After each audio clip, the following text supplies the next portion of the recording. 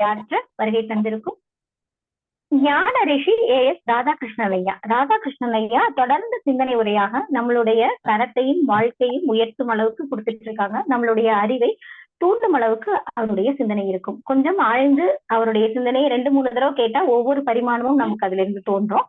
இன்னைக்கு ஐயா கொடுத்திருக்கிற தலைப்பு முக்தி என்றால் என்ன அப்படிங்கிற ஒரு தலைப்புல இன்னைக்கு ஐயா நமக்கு உரை கொடுக்க இருக்காங்க. ஐயா அவர்களை இறை சாதனை மார்க்கத்தின் சார்பாக வாழ்க வளமுடன் என வாழ்க்கை வரவேற்கலாம். வாழ்க வளமுடன் ஐயா. வாழ்க வளம்.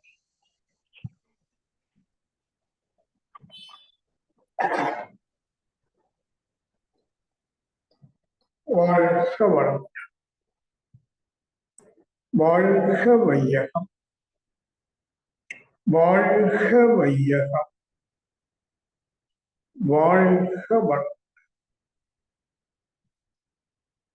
குருவே துணை. குருவின் திருவடி போற்றி. திருவடி சரணம். இறை சாதனை மார்க்கத்தில் தங்களை இணைத்துக் கொண்ட அனைத்து அன்பர்களுக்கும் இனிய மாலை வணக்கமும் நல்வாழ்த்துக்கள். நல்லதொரு தவமாற்றி மன அலை விரைவை அதனுடைய வேகத்தை குறைத்து அமைதியாக இருக்கின்றீர்கள். எப்போதுமே ஒரு உயர் சிந்தனைக்குரிய கருத்துக்களை கேட்கிற போது மனதுல சாந்தி இருக்கும், அமைதி இருக்கும், நிதானம் இருக்கும். ஏனென்றால் இப்ப அந்த அம்மா சொன்னது மாதிரி வேதாத்திரிய கருத்துக்கள் அனைத்துமே ஒரு நுட்பம் மிகுந்தது. நுட்பம் நல்ல சரியான வார்த்தை, நுட்பம் மிகுந்தது.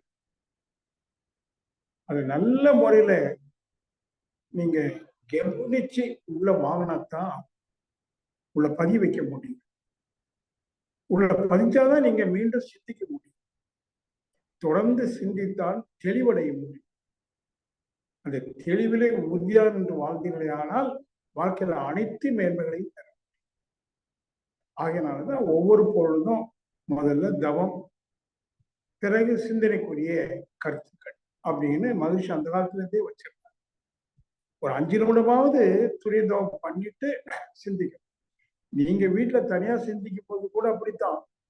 இப்ப இன்றைக்கு ஒரு நல்ல தலைப்பு கொடுத்திருக்காரு. மிக ஆழமான ஒன்று, மிக மிக ஆழமான ஒன்று. இப்ப அந்த அம்மா சொன்னதை கேட்டதும் எனக்கு ரொம்ப மகிழ்ச்சி. இன்னைக்கு நம்முடைய மதன் அவர்கள் ஒரு ஆழமான கருத்தை சிந்திக்க வேண்டும் என்பதற்காக இந்த தலைப்பு கொடுத்திருக்காரு. முக்தி. அப்ப நீங்க நான் என்ன கேட்டுக்கொள்றேன், இன்னும் உங்களை சாந்திப்படுத்தி மனதை சிதற விடாது. முடியுமானா கண்களை மூடி கேளுங்க. கேட்பதற்கு கண் தேவையில்லை, காது போதுமா. கண்களை மூடுங்க. அப்படியே எண்ணங்களிலிருந்து மனதை விடுவித்துக் கொள்ளுங்க. உங்களுடைய மனதை காதில் பொருத்த வேண்டும். காது, மனம் அமைதியா இருக்கு. உங்களுக்கு இன்னொரு விஷயம் தெரியுங்களா? இது ரொம்ப அமைதியா இருந்தீங்கன்னா அந்த அமைதியா இருக்கிற நேரத்துல நீங்க இறைவனோடு இருக்கு. ஏன்னா இறைவன் எங்க இருக்கிறான்னு கேட்டா எங்கும் இருக்கிறான் என்பது ஒரு பொதுவான பதில். சரியான பதில், இறைவன் அமைதியில் உரைக்கிறான். இது சொன்னது யார் தெரியுங்களா? இயேசு மகான், ஜீசஸ் கிரைஸ்ட். அவருடைய சீடர்கள் கேட்கிறாங்க, இறைவனை எங்கே தேடுவது, எங்கே பார்ப்பது? அப்போ சொல்றாரு, அது தேடி பெறக்கூடியது அல்ல, உன் கண்களால் பார்க்கக்கூடியது அல்ல,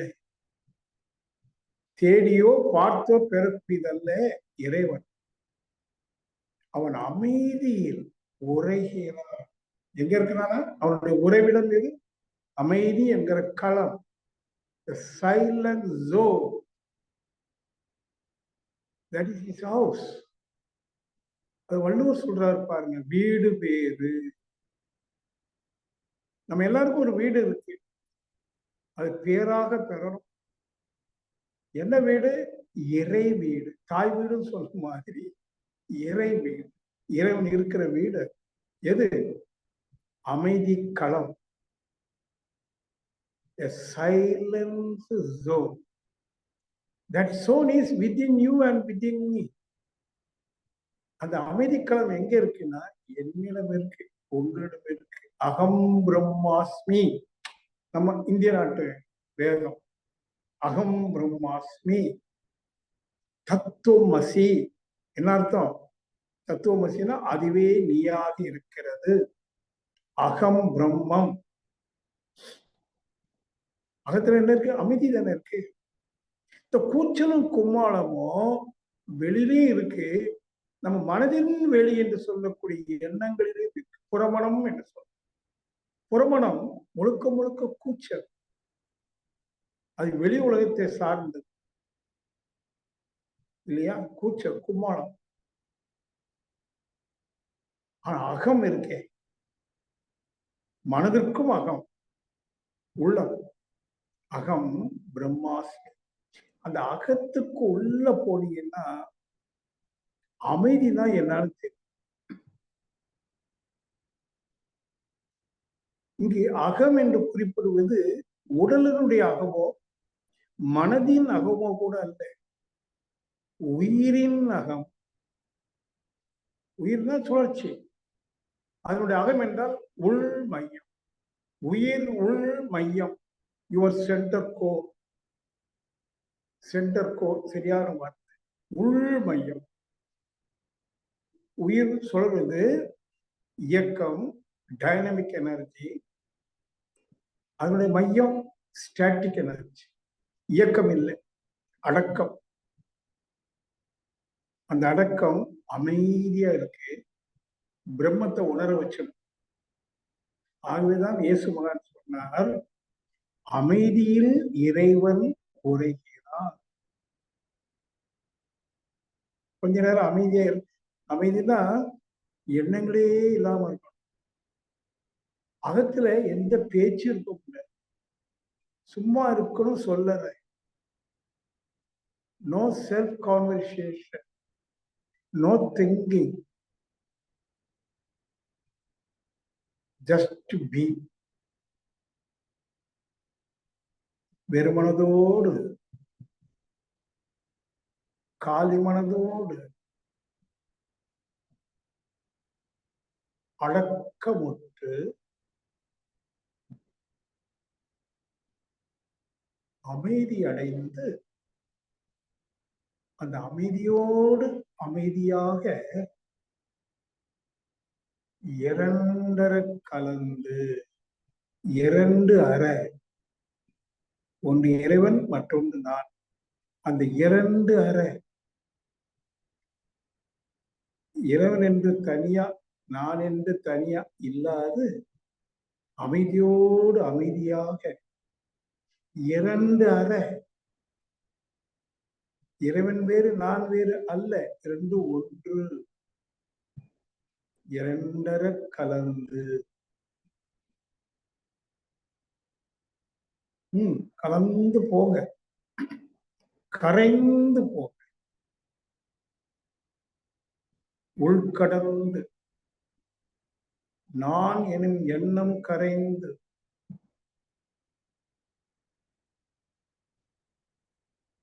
அகத்தில் அமர்ந்து,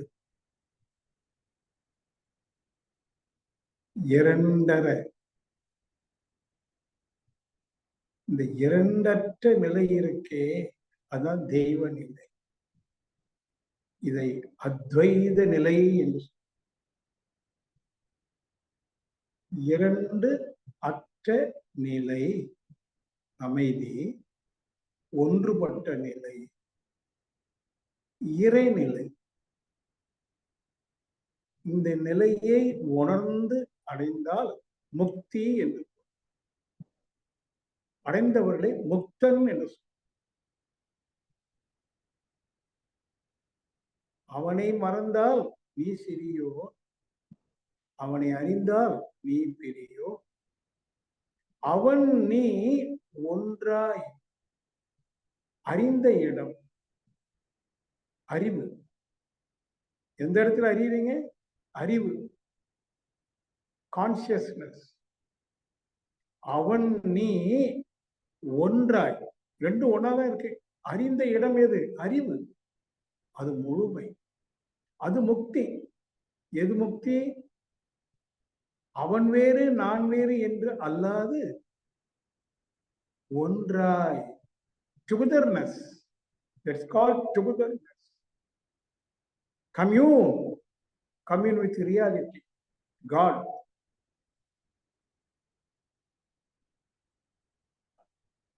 ரெண்டும் ரெண்டல்ல, ஏக வஸ்து. அந்த ஏகம்ங்கிற நிலையை உணர்றோம் பாரு, அதான் முக்தி. அறிவு முழுமை அடைகிற ஆறாவது அறிவு இங்கதான் முழுமை அடையுது. இப்ப யாருக்கும் முழுமை அடையல. என்ன படிச்சாலும் சரி, 6க்கு கீழே 5க்கு மேல. முக்தி அடைந்தவர்களுக்கு தான் அறிவிலே, 6வது அறிவிலே முழுமை அடைந்தவர்களை முக்தி என்று. அது எப்ப அடைகிறோம்? அவன் நீ ஒன்றாய். இறைவன் வேறு நான் வேறு அல்ல, உலகம் வேறு அல்ல, எதுவும் வேறு வேறு அல்ல. எதுவும் பஞ்சபூதங்களோ அண்ட சராசரங்களோ, அதுவும் இதுவும், அவனும் அவளும், நீயும் நானும் வேறு வேறு அல்ல. தோற்றத்தால் வேறுபட்டதாக ஒரு மாயா தோற்றம். ஆனால் உண்மையில் அனைத்தும் இணைந்து ஏக வஸ்துவாக, முழுமையாக, பூரணத்துவமாக இருக்குது இல்லையா? அந்த நிலை உணர்ந்தால் அது பேரு முக்தி. முக்திலாம் முடிஞ்சு போச்சுன்னு சொல்றாரு. முற்றிட்டு. வள்ளுவர் அதை என்ன சொல்றாரு தெரியுங்களா? முற்றறிவு என்று சொல்றார். எதை? அந்த முக்தி என்கிற பதத்தை, அது சான்ஸ்கிரிட் வேர்ட். சுத்த தமிழ் முற்றறிவு. முக்தினா என்ன? முற்றறிவு. முற்றறிவுனா என்ன? அறிவு முற்றிட்டு. இப்ப முற்றலை 5.8 நிக்குது, அல்லது 5.9 நிக்குது. 6 அறிவு முழுமை அடையல, முற்றலை. முழுமை அடையும் போது அது முற்றறிவு, முழுமை அடைந்த அறிவு. முடிச்சு போச்சு. அது முக்திங்கிற சமஸ்கிருதம். அப்போ முக்திக்கு என்ன அர்த்தம் சொல்லியாச்சு, முடிஞ்சு போச்சு. இப்போ அவ்வளவுதான், 5 நிமிஷத்துல பதில் சொல்லியாச்சு. ஆனால் போதுமா? இதெல்லாம் வெறும் வாய் ஜவுடர். யாரோ இவரும் பேசுறது, இவரும் பேசுற இல்ல. இங்கதான் the beauty of வேதாத்திரி மகிழ்ச்சி. the value of வேதாத்திரி நாம புரிந்து கொள்ளும். அவர் வெறுமனே ஆன்மீகம் பேசிட்டு போகல, வெறுமனே வேதாந்தம் பேசிட்டு போகல, கையில விஞ்ஞானத்தை எடுக்கிறார். ஏன்னா அது விஞ்ஞான யுகம். விஞ்ஞானத்தை அடிப்படையாக கொண்டு இந்த முக்தி என்ற பதம், அதாவது எதுவும் வேறு வேறு அல்ல, எல்லாம் ஒன்றிணைந்து ஏக வஸ்துவாய் இருக்குதுங்கிறது ஒரு ஆன்மீக வாக்கியம். அதை விஞ்ஞானத்துக்கு கொண்டு வர, அதான் அவருடைய மேன்மை. இத என்ன சொல்லுவாங்க? அத்வைத வேதாந்தம். எது? இந்த முழுமைன்னு சொன்னா சான்ஸ்கிரிட்ல அத்வைத வேதாந்தா.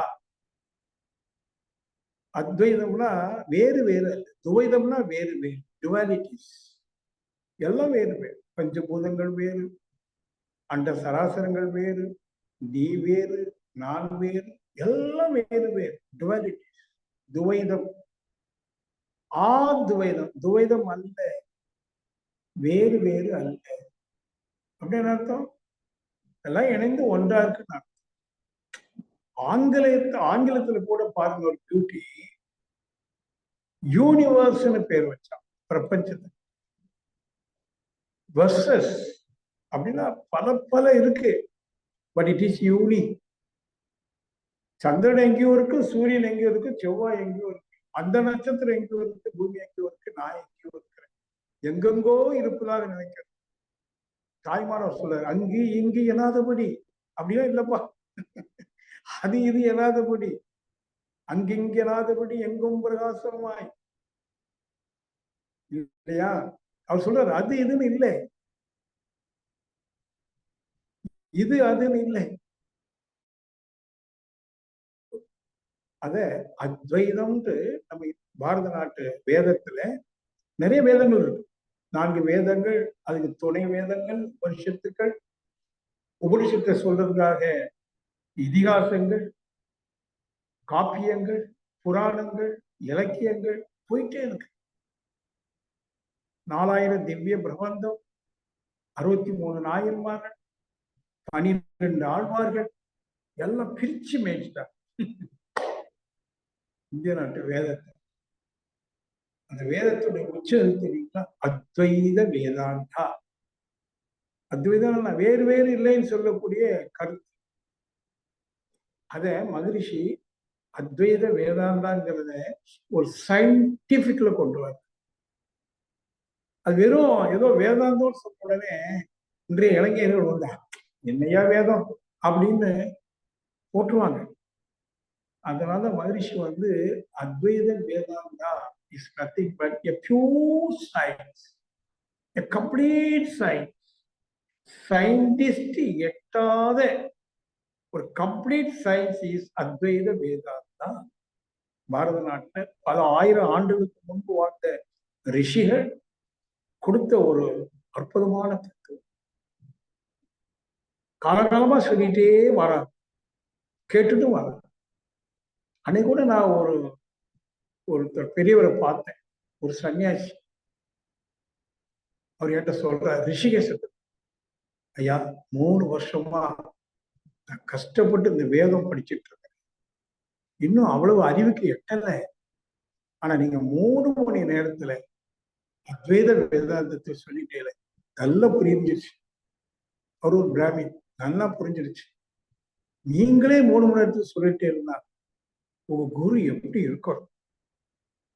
அவர் சொல்ல சொல்ல எனக்கு அவ்வளவு ஆனந்தம். என் குருவை பற்றி ஒண்ணு. இன்னொன்னு என்ன, அவரை அவ்வளவு தூரம் மதிக்கக்கூடிய அளவுக்கு என் வாயிலிருந்து வார்த்தைகள் வருது. அப்ப எனக்குள்ள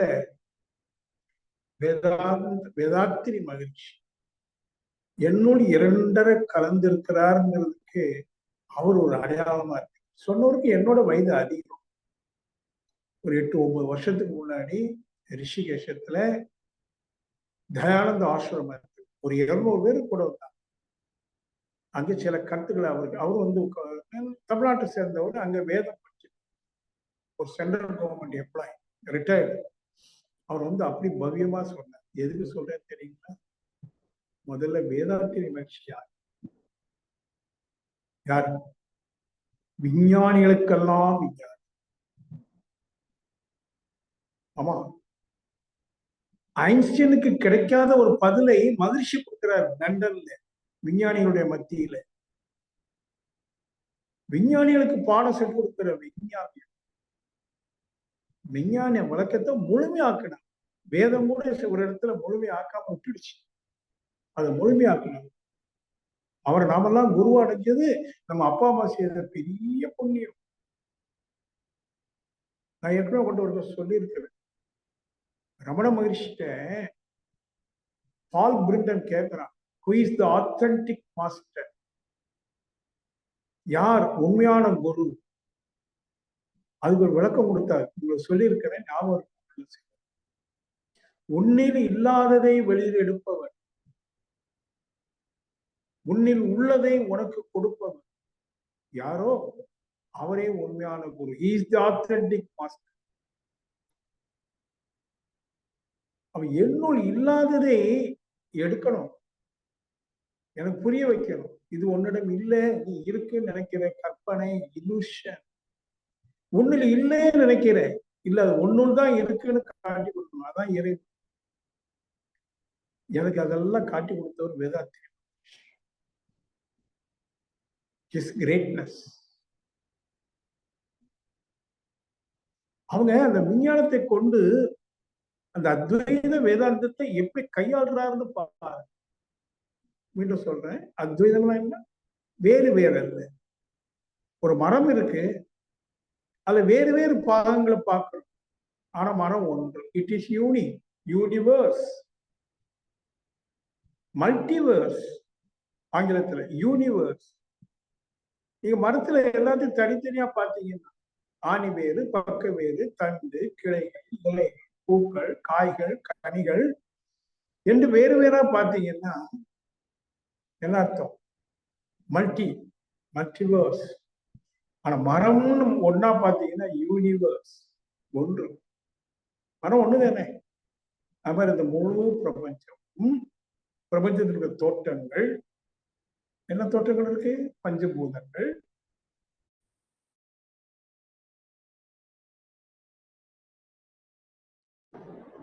அண்ட சராசரங்கள் எல்லாம் இருக்கு. அந்த பிரபஞ்சத்தையும் கடந்து எல்லையற்ற பரவெளியே இருக்கு. அது மறைபொருள் என்று சொல்றோம். இந்த அண்டங்களை எல்லாம் தோற்ற பொருள் என்று சொல்றோம் இல்லையா? இது தோன்றிட்டு இருக்கு, அது தோன்றாம இருக்கு. அவ வேறு வேறு. தோன்றி இருப்பதில் சின்னது இருக்கு, பெருசு இருக்கு, வேறு வேறு. இன்னும் பல பல தன்மை, பழத்துக்கு ஒரு தன்மை, மலருக்கு ஒரு தன்மை, சூரியனுக்கு ஒரு தன்மை, மழைக்கு ஒரு தன்மை, வேறு வேறு. தோற்றங்களும் வேறு, தன்மைகளும் வேறு வேறு. புலன்களை கொண்டு உணரும். நல்ல கவனிக்கணும். புலன்களை கொண்டு அறியும் போது எல்லாம் வேறு. ஆனால் உண்மையில் வேறு வேறு அல்ல, ஒவ்வொன்றும் இணைந்து இருக்குது. அதை இப்ப கண்டுபிடிக்கணும். புலன்களால் அறியும் போது வேறு வேறு. இப்போ விஞ்ஞானத்தின் துணை கொண்டு சிந்திக்கிறது, அது சிந்தனை அறிவு, ஆறாவது அறிவின் எழுச்சி. புலன்கள் என்பது 5 அறிவு தான். ஆனா அவன்கிட்ட இருக்கிறது 6வது அறிவு, சிந்தனைக்குரிய அறிவு. அதை கொண்டு சிந்திச்சுட்டே போனோம்னு சொன்னா நீங்க நல்லா புரிஞ்சுக்கிட்டீங்க. இந்த இயற்கை இருக்கு, அது ஹோல்னஸ், முழுமையானது. ஒன்றிலிருந்து ஒன்று விலகி இருப்பது போல தெரியலாம், ஆனா விலகல, இணைஞ்சுதான் இருக்கு அப்படிங்கிறத புரிஞ்சுக்கணும். அதை நான் கொஞ்சம் கொஞ்சமா சொல்லித்தரேன், கேளுங்க. வீட்டு போய் மீண்டும் சிந்திங்க, புரியுற வரைக்கும் சிந்திங்க, புரிச்சுக்கலாம். ரொம்ப சிம்பிள் சயின்ஸ். இப்ப நான் சொல்லக்கூடிய மகிழ்ச்சி எனக்கு சொல்லிக் கொடுத்த விஞ்ஞானத்துக்கு எளிய விஞ்ஞானம், எல்லாம் இணைஞ்சிருக்குன்னு சரிங்க. மகிழ்ச்சி எனக்கு ரொம்ப பெரிய பொறுப்பை கொடுத்திருக்காரு. இந்த மக்கள்லாம் அறியாமல் இருக்கிறாங்கப்பா. இன்னைக்கு எல்லாத்திலும் பொருள் நிறைய இருக்கு, பொருள் இல்லாம யாரும் இல்லை. வறுமையில் எனக்கு யாரும் பிச்சைக்காரன் இல்லையே, ஆனா பிச்சைக்காரன் இருக்கான். அறிவுல பிச்சைக்காரன், அறியாமையில இருக்கிறான். அறிவு குறைபாடு. ஆனால் அறிவை நீ கொடு, அறிவு தொண்டு செய் அப்படின்னா அவர் அதான் பண்ணிட்டு இருக்கார். தொடர்ந்து நாம பண்றோம். உங்களுக்கு என்ன சொல்லிக் கொடுக்கணும்? எல்லாம் ஒன்னா இருக்கு. சரி, எல்லாம் ஒன்னா இருக்குன்னு தெரிஞ்சு என்ன ஆக போறது அப்படி ஒரு கேள்விதான். எல்லாம் ஒன்னா இருக்குன்னு தெரிஞ்சுக்கிட்டீங்கன்னா,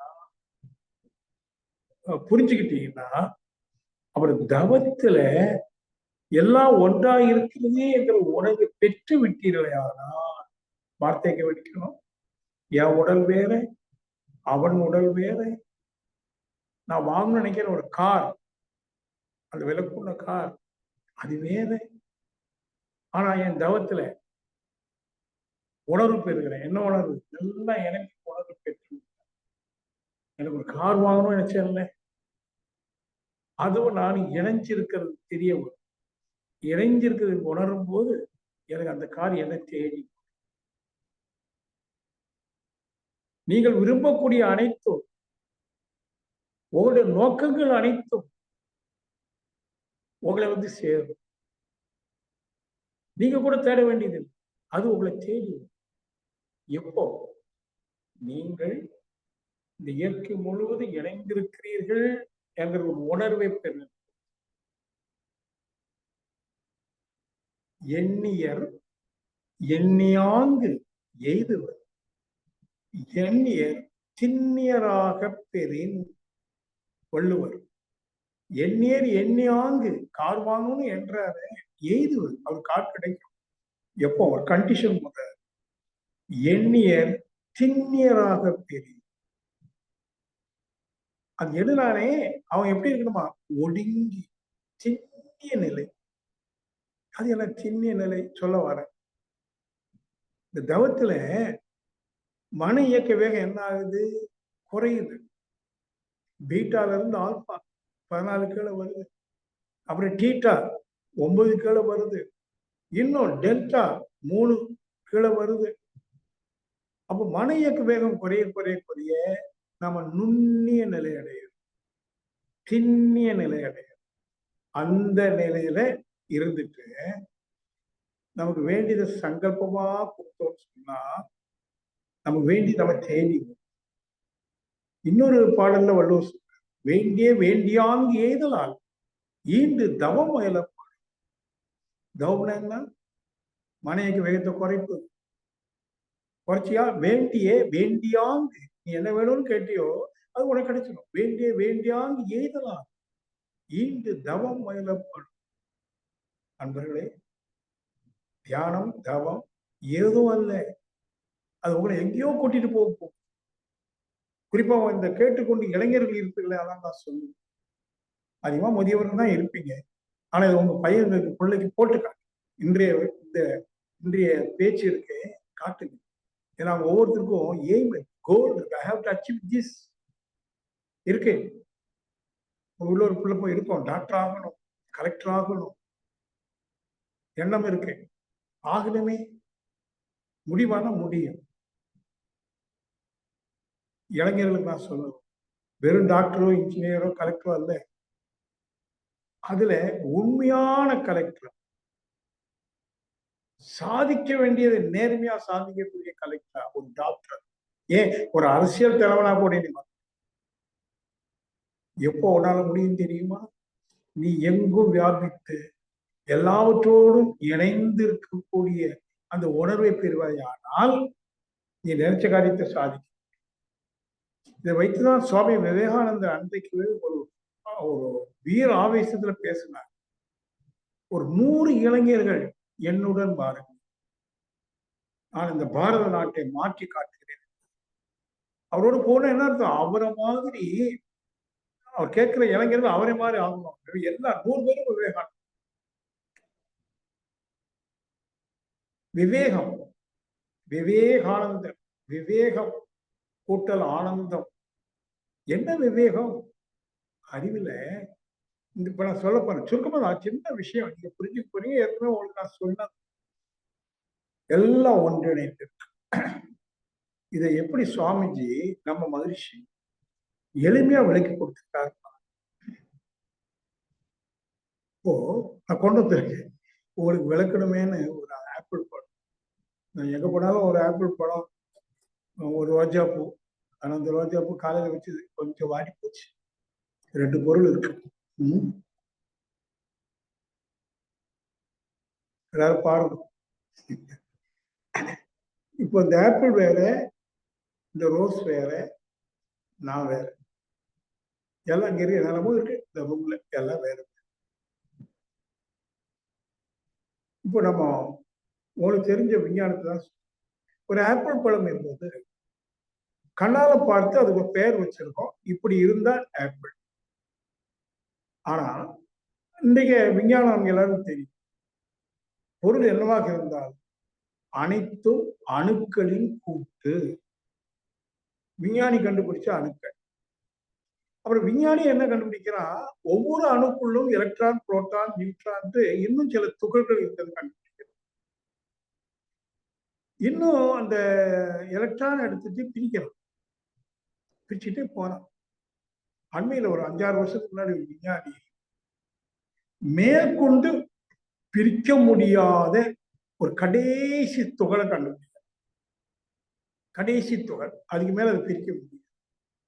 அந்த துகளுக்கு அவன் கடவுள் துகள், காட் பார்ட்டிகள்னு பேர் கொடுத்தான். ஆனா ஒரு விஷயம் தெரியுமா உங்களுக்கு, ஏறத்தாழ 35 ஆண்டுகளுக்கு முன்பு 1990 அந்த வாக்குல மகிழ்ச்சி அந்த வார்த்தையை கொடுத்துட்டார். இறைத்துகள். நீங்க படிச்சிருப்பீங்க.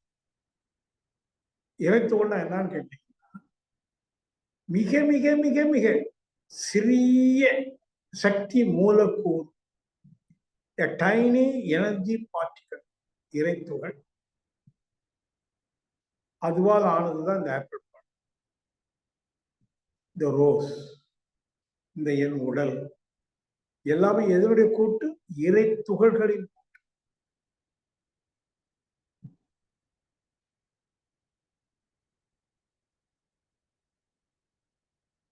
இப்போ அந்த இறை துகளுக்கு மேல இன்னொரு துகள் கொண்டு வரும். அது விஞ்ஞானத்துக்கு வரும். பல இறை துகள்கள் ஒன்றிணைந்து ஒரு கொத்து இயக்கம். கொத்துதான் தெரியுமே, திராட்சை பழம், திராட்சை கொத்துன்னு சொல்லுவோம். ஒரே ஒரு கொத்து, சிங்களூர்ல சொல்லுவோம், ஒரு கொத்து. அதுல பாத்தீங்கன்னா ஒரு 50 பழங்கள். சந்தையில கூறு வச்சிருப்பாங்க, தக்காளி கூறு, வெண்டைக்காய் கூறு. ஒரு கூறு 50 ரூபா. கூறுனா அதுல 10 வெண்டைக்காய், அதுல 15 கத்திரிக்காய். பல பழங்கள் சேர்ந்து ஒரு கூறாகும். பல இறைத்துகள்கள் ஒரு கொத்து இயக்கமா ஒரு எல்லைக்கு உட்பட்டு இயங்கும் போது அதுக்கு ஒரு பேர் வைக்கிறோம், விண்துகள். இது ரெண்டையும் மனசுல வைத்திருப்பாங்க. விண்துகள்னா பல இறைத்துகள்கள் ஒரு எல்லைக்கு உட்பட்டு கொத்து இயக்கமா அதுக்குள்ளேயே கடந்து சொல்லணும். அது ஓடாது, அந்த ஏரியாவுக்கு வெளியில ஓடாது. அப்படி அந்த கொத்து இயக்கத்துக்கு பேரு விண்துகள். இப்போ இதெல்லாம் இறைத்துகள்களின் கூட்டு என்று சொல்லாம விண்துகள்களின் கூட்டு. கூட்டுனா நெருங்கி இயங்கும், ஒட்டாது.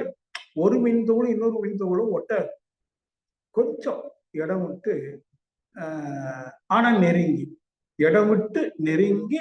இந்த ஆப்பிள் பழத்துக்கு ஒரு எல்லை இருக்குல்ல, அந்த எல்லைக்குள்ளேயே எத்தனை விண்துகள்?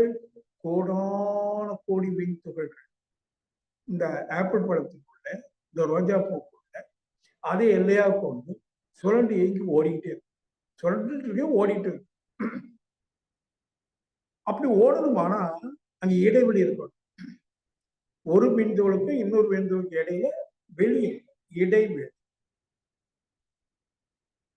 அப்படி இந்த ஆரஞ்சு ஆப்பிள் பழம் முழுவதும் வெளியும் இருக்கு, கோடான கோடி விண்துகள்களும் சுரண்டு ஓடிட்டு இருக்கு. இப்போ இந்த விண்துகள் என்பது அதனுடைய வடிவம் எப்படி இருக்குன்னு கேட்டீங்கன்னா, உருண்டை வடிவம். ஒரு கடுகு மாதிரியும் வைத்துக்கொள்ளும். உருண்டை வடிவத்துல ஒரு சக்தி தன்னைத்தானே சுரண்டு கொண்டு அங்கு இங்கு வேகமா ஓடிக்கொண்டு ஆப்பிள் பழத்தை எல்லையாக அதை விட்டு அது வெளியில போக ஓடிட்டு இருக்கு. இதுதான் ஒரு பொருள். இதுல நீங்க நல்லா புரிய வேண்டியது என்னன்னா, கொஞ்சம் அமைதியா கேட்க. விண்துகள்னா தன்னைத்தானே சொல்லக்கூடிய, இந்த சுழற்சிங்கும் போது நீங்க தரச்சக்கரம் சுத்துது இல்லை, அப்படி பாவனை செய்யக்கூடாது. ஒரு உருண்டை சுத்தினா அப்படி இருக்கும். ஏன்னா தரச்சக்கரம் தட்டு 2D, இது 3D. உருண்டை வடிவ கோள வடிவத்துல மிக மிக சிறிய, அதை விட சின்னது கோள வடிவத்தில் இருக்கிற மீன்கள் தன்னைத்தானே சுரண்டு கொண்டு வேகமா அங்கே இங்கு ஓடிட்டு இருக்கு. ஓகே, அப்ப இதுக்கு என்ன பேர் வைக்கிறோம்? சுழல் சக்தி அலை. தமிழ்ல சுழல் சக்தி அலை, whirling எனர்ஜி வேவ்ஸ். நல்ல பதிவு வைத்துக்கணும். தன்னைத்தானே சுழலக்கூடிய சக்தி அலை. இதுல என்ன ஆகுதுன்னா, நான் உங்களுக்கு ஏற்கனவே ஒரு சான்று சொல்லியிருக்கேன். ஃபேன் சுத்துது, மேல காற்றை தள்ளுது. அப்போ காற்று ஏற்கனவே இங்க கம்முன்னு இருக்கு, ஃபேன் சுழண்டதும் காற்று தள்ளப்படுது. அப்ப என்ன விஞ்ஞானம் புரிஞ்சுக்கிறோம்? எங்கு சுழற்சி இருக்கோ அங்கு தள்ளும் சக்தி உற்பத்தி ஆகும்.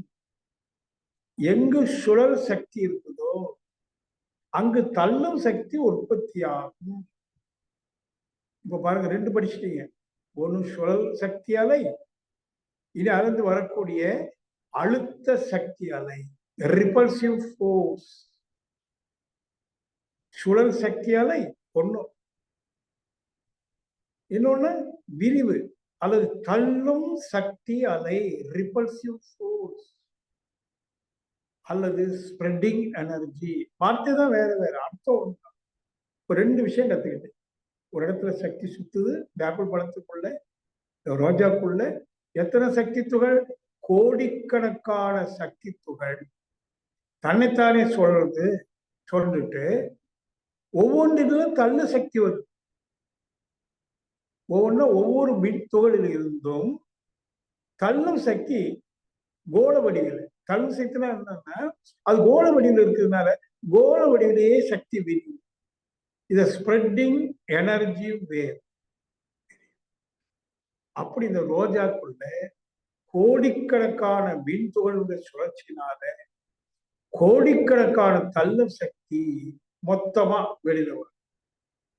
இந்த ரோஜா விட்டு வெளியில ரேடியேஷன் என்று சொல்றோம், அல்லது வைப்ரேஷன் என்று சொல்றோம். Rose vibrate.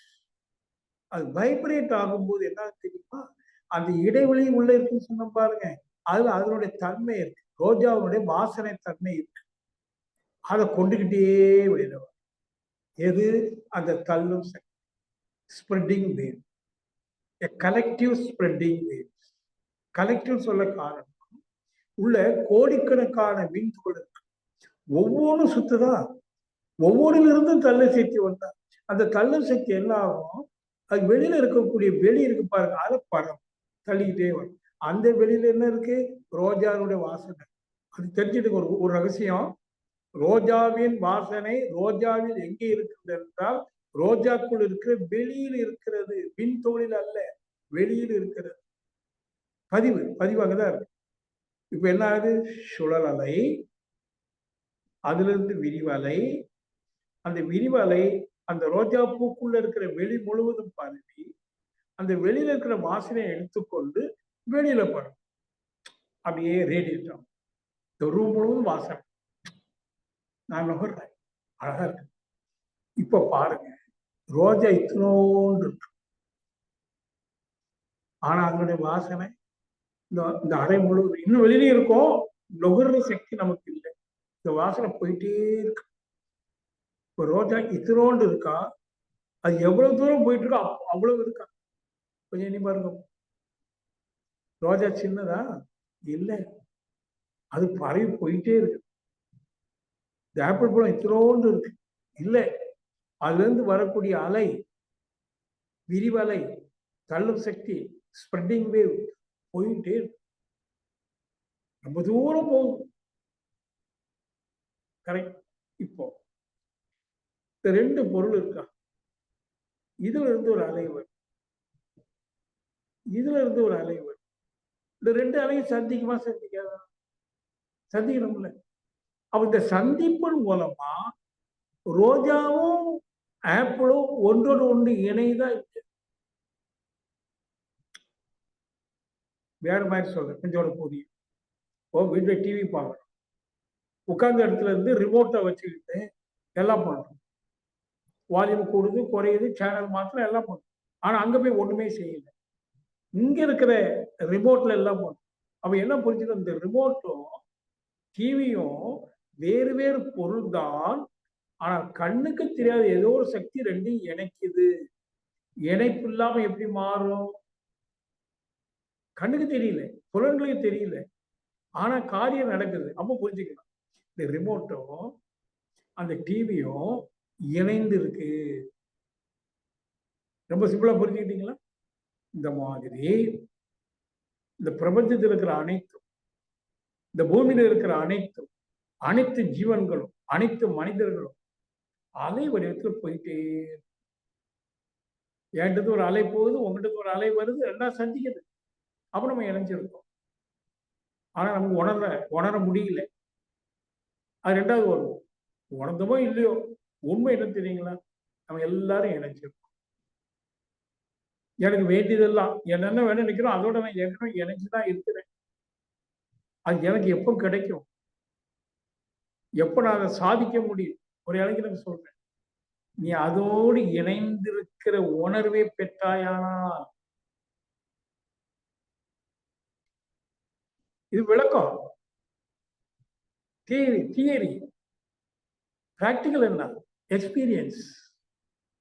நான் ஒவ்வொருத்தரும் அதை அனுபவிக்கணும். அந்த எக்ஸ்பீரியன்ஸ். நானும் இந்த பிரபஞ்சமும் ஒண்ணுதான். பிரபஞ்ச இயக்கம் அது கடந்து இருக்கிற வெளி இறைவனும் நானும் ஒன்றுதான். அவன் நீ ஒன்றாய் அறிந்த இடம். எந்த இடத்துல தெரியுமா அறியலாம்? அறிவு. நமக்குள்ள அறிவுன்னு ஒரு இடம் இருக்கு. தெரியுமா உங்களுக்கு? அறிவு எங்க இருக்கு? உயிர் மையத்துல. நம்முடைய உயிர் மையம் அறிவு. அந்த அறிவு இருக்கே உயிர் மையம், அந்த இடத்துலதான் நீங்க அறியலாம். அவனும் நானும் ஒன்னா இருக்கு. அப்போ நான் இந்த நான்கிற எண்ணம் எழுச்சி அடக்கம் வருகிற போது உயிர் மையத்துல நான் எங்கும் வியாபித்தேன். அந்த உணர்வு கிடைக்குது. நமக்கு தவம் மட்டும் பண்ண தெரிஞ்சா போதும், அது கிடைக்குது. நீங்க அனுபவிச்சுக்கலாம். அதான் இறை அனுபவம், முழுமை அனுபவம், பூரண அனுபவம். அந்த அனுபவம் வர வர வர அதுக்கு பிறகு நீ ஒரு காரியத்தை நினைக்க கூட வேண்டியது இல்லை. எதெல்லாம் உன் மூலமாக நடக்க வேண்டும் என்று இந்த இயற்கை கருதுகிறதோ அதெல்லாம் உன்னை தேடி வரும். நான் நினைக்க வேண்டியதில்லை. நான் பெருசா திட்ட வேண்டியதில்லை. பெருசா முயற்சி எடுக்க வேண்டியது. உணர்வு மட்டும் தட்டுதுன்னு வச்சுக்கிடுங்களேன். வாழ்க வையகம் சொல்றேன், நினைக்கிறேன். எல்லோரும் இன்புற்றிருக்க நினைப்பதல்லாமல் வேறொன்றும் அறியேன் பராபரமே என்று நினைக்கிறேன். யாதும் ஊரே யாவரும் கேள்வி என்று நினைக்கிறேன். ஒரு கால் நான் என் முழுமையை உணர்ந்திருந்தேன். அந்த முழுமையே எனக்கு ஒரு வழிகாட்டும். எல்லோரும் இன்புற்று இருக்க நீ தொண்டு செய்வாயாக. இதோ நான் உனக்கு மேடை அமர்த்தி தருகிறேன், அன்பர்களை அனுப்பி தருகிறேன். இந்த கருத்தை பரிமாறு, அவர்களும் இன்புறட்டும். யாரிடுகிற கட்டளை எது? அந்த ரகசியம். The secret of all the secrets, the so-called God. ரகசியம் எனக்கு கட்டளை. அந்த மாணவன், சின்ன வயசு பையன், இதை சாதிக்கணும்னு நினைக்கிறான், முடியும். அந்த சிறு வயதிலேயே தவம் பயின்று நான் என்கிற எழுச்சியை அடக்குமுறை செய்து அந்த அடக்கத்தில் தன்னை முழுமை என்ற உணர்வு பெறுவான. முழுமை பெறாட்டாலும் கூட பரவாயில்ல, அது செய்துட்டு இருந்தாலே போதும். வேண்டிய ஐஏஎஸ் ஆகணும், வேண்டியாங்கு எய்தல் அடைய முடியும். அதுதான் பெரியவளா உங்கள்கிட்ட நான் சொல்லுவேன், இளைஞர்களை அனுப்பு. அவளுக்கு நீ கண்ட மூடி தியானம் பண்ணணும் கூட சொல்லுவேன். சில விஷயங்களை புரிஞ்சுக்கப்பா. எதுவுமே தனித்தனியாக இல்லை. நீ எதை எதிர்காலத்தில் அடைய வேண்டும் என்று நினைக்கிறாயோ அது இன்றே நீ அதோடு இணைந்து இருக்கிறாய். Nothing is in future. Things are in present. Be present. Nothing is in future. Nothing is in past. Things are in this present moment. Now, here itself. Yes. நீ எதை சாதிக்கணும்னு நினைக்கிறியோ அந்த எதிர்காலத்துலதான் சாதிக்க போற. ஆனா இன்றே அதோடு நீ தொடர்புடையவனாக இருக்கிறாய். ஒரு விதை இருக்கு, ஒரு 10 வருஷத்துல பெரிய மரமா வந்து ஆயிரக்கணக்கான பழங்களை தர வேண்டிய ஒரு நிகழ்வு இருக்கு, எதிர்கால நிகழ்வு. ஆனால் எதிர்காலம் என்று சொல்லக்கூடிய நிகழ்வு விதைக்குள் நிகழ்காலமாகவே இருக்கு. It is inherently within. எதை எதிர்காலம் என்று சொல்றோமோ அது நிகழ்காலத்தினுடைய நீட்சி. இன்றைய நீட்சி தான் நாளை. அப்ப நாளைக்கு நான் உன்னை சாதிக்கணுமானால் இன்றே அது நிகழ வேண்டும். அது நீண்ட நாளைக்கு சாதனையா போகலாம், பட் அது இன்றே நிகழ வேண்டும். எல்லாமே நிகழ்காலம். Nothing is past, nothing is future. Things are only in present. This moment, இந்த க்ஷணம்.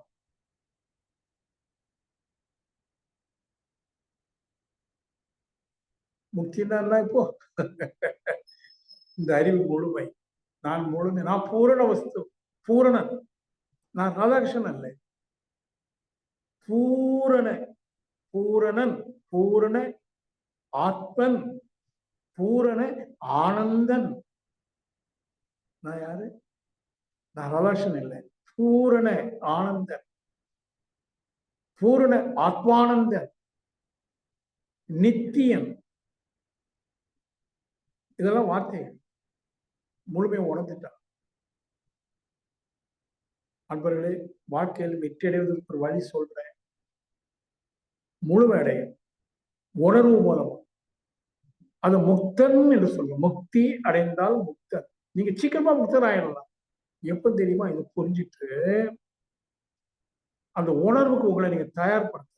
என்ன உணர்வு? நான் எங்கு வியாபித்து இருக்கிறேன், நான் சர்வஞன், ஐ ஆம் தி எட்டர்னல் சுப்ரீம் பீயிங். பீயிங் எப்போது இருப்பவன், எல்லையற்ற உன்னத மரணமில்லா பெருவாழ்வு வாழும் ஆத்மன் நான் என்கிற உணர்வை பெறுவதற்கு உங்களை நீங்க பக்குவம். முதல்ல புரியணும். ஆமா, நட்சத்திரம் எங்கேயோ இல்லை, பக்கத்துல இருக்கு. நான் நீங்க உங்களை ஒண்ணு சொல்ல நினைக்கிறேன். இறைம சாதனை சொல்லனா வேத குழுத்துல பேசினான்னு தெரியல.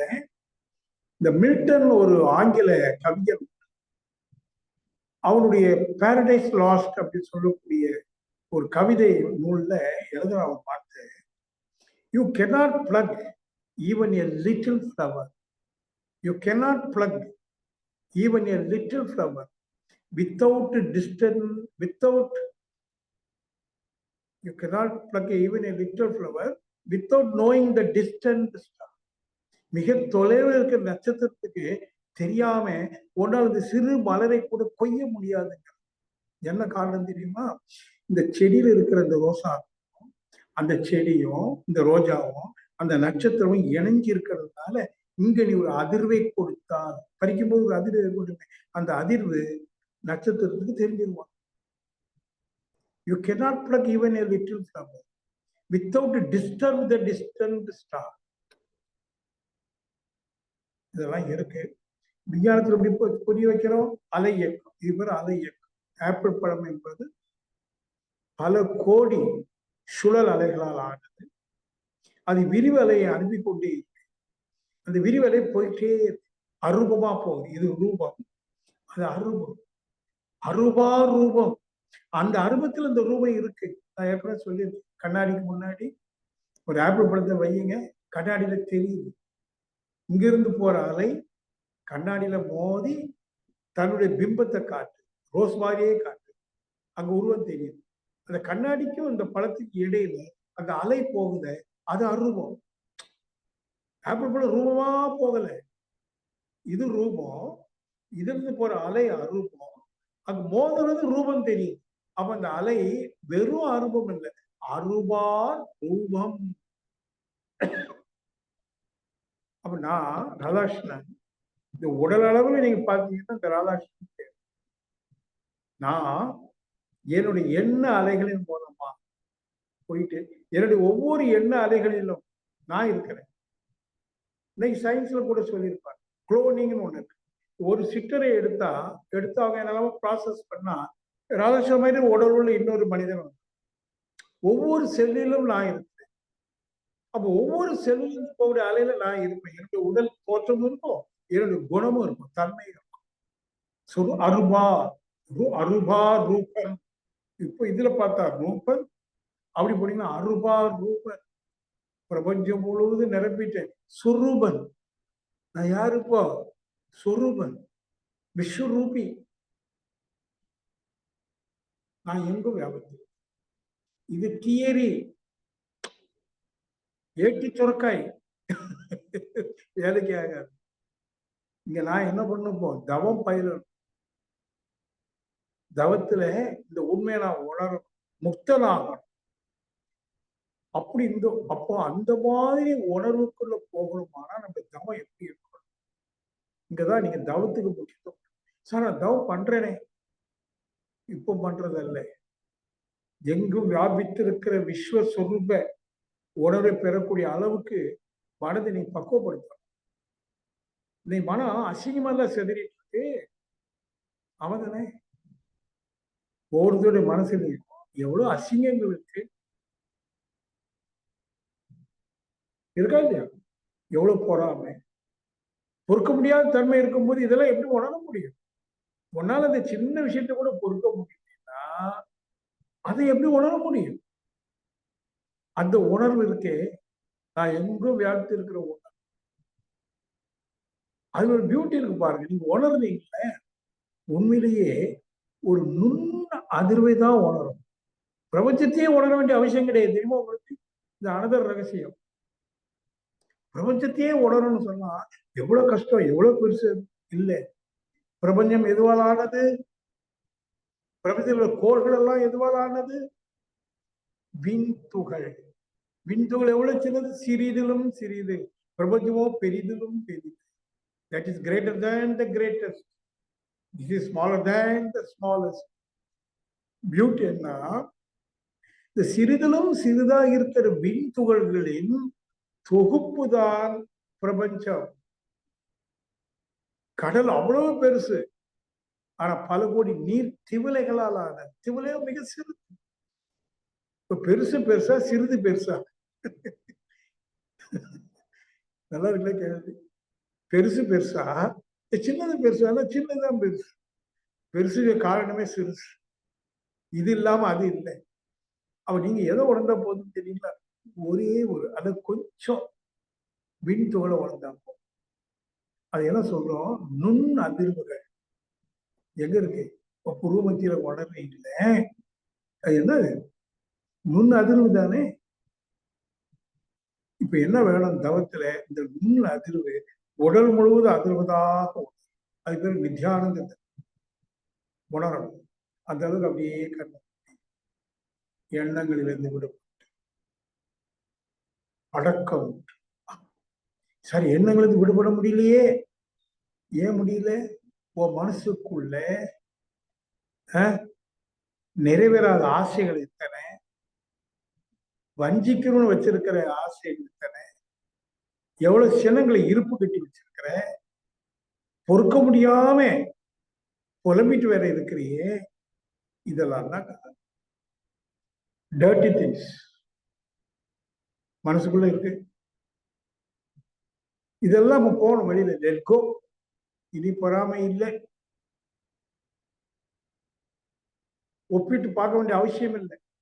புரிதல் மூலமாக நீங்க ஒப்பிட வேண்டாம். உங்களோட உங்க 10 பேர் மிகப்பெரிய கோடீஸ்வரன் தான். ஆனா நீங்க புரிந்து கொள்ளுங்க, அவனை விட நான் கோடீஸ்வரன். கோடினா இறுதி, ஈஸ்வரனா இறைவன். இறுதியில் இருக்கிற இறைவன் தான் நான். என் குரு எனக்கு சொல்லி கொடுத்துருக்காரு. நான் இன்னும் உணராம இருக்கேன். நிச்சயமா உணர்ந்துருவேன்.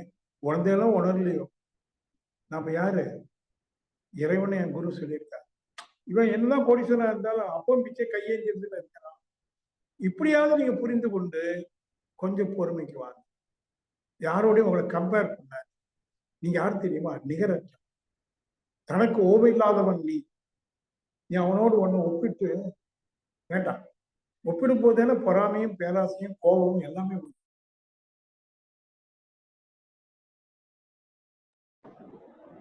அதெல்லாம் விட்டாச்சு. புரிஞ்சுக்கிட்டோம். தத்துவமசி இறைவனே நானாக இருப்பேன். இறைவனா முழுமுதற் பொருள். இன்னையிலிருந்து ஒப்பிட மாட்டேன். ஒப்பிடாத காரணத்தினாலே எனக்குள்ள பொறாமை வரல, பேராசை வரல. பேராசை இல்லாத காரணத்தில் அதை நிறைவேற்ற வேண்டும் என்கிற சினம் வரல, போராட்டம் வரல. எனக்குள்ள சமாதானம் வந்துவிட்டது. போராட்டம் இல்லை, சமாதானம். அவன் புரிதல்.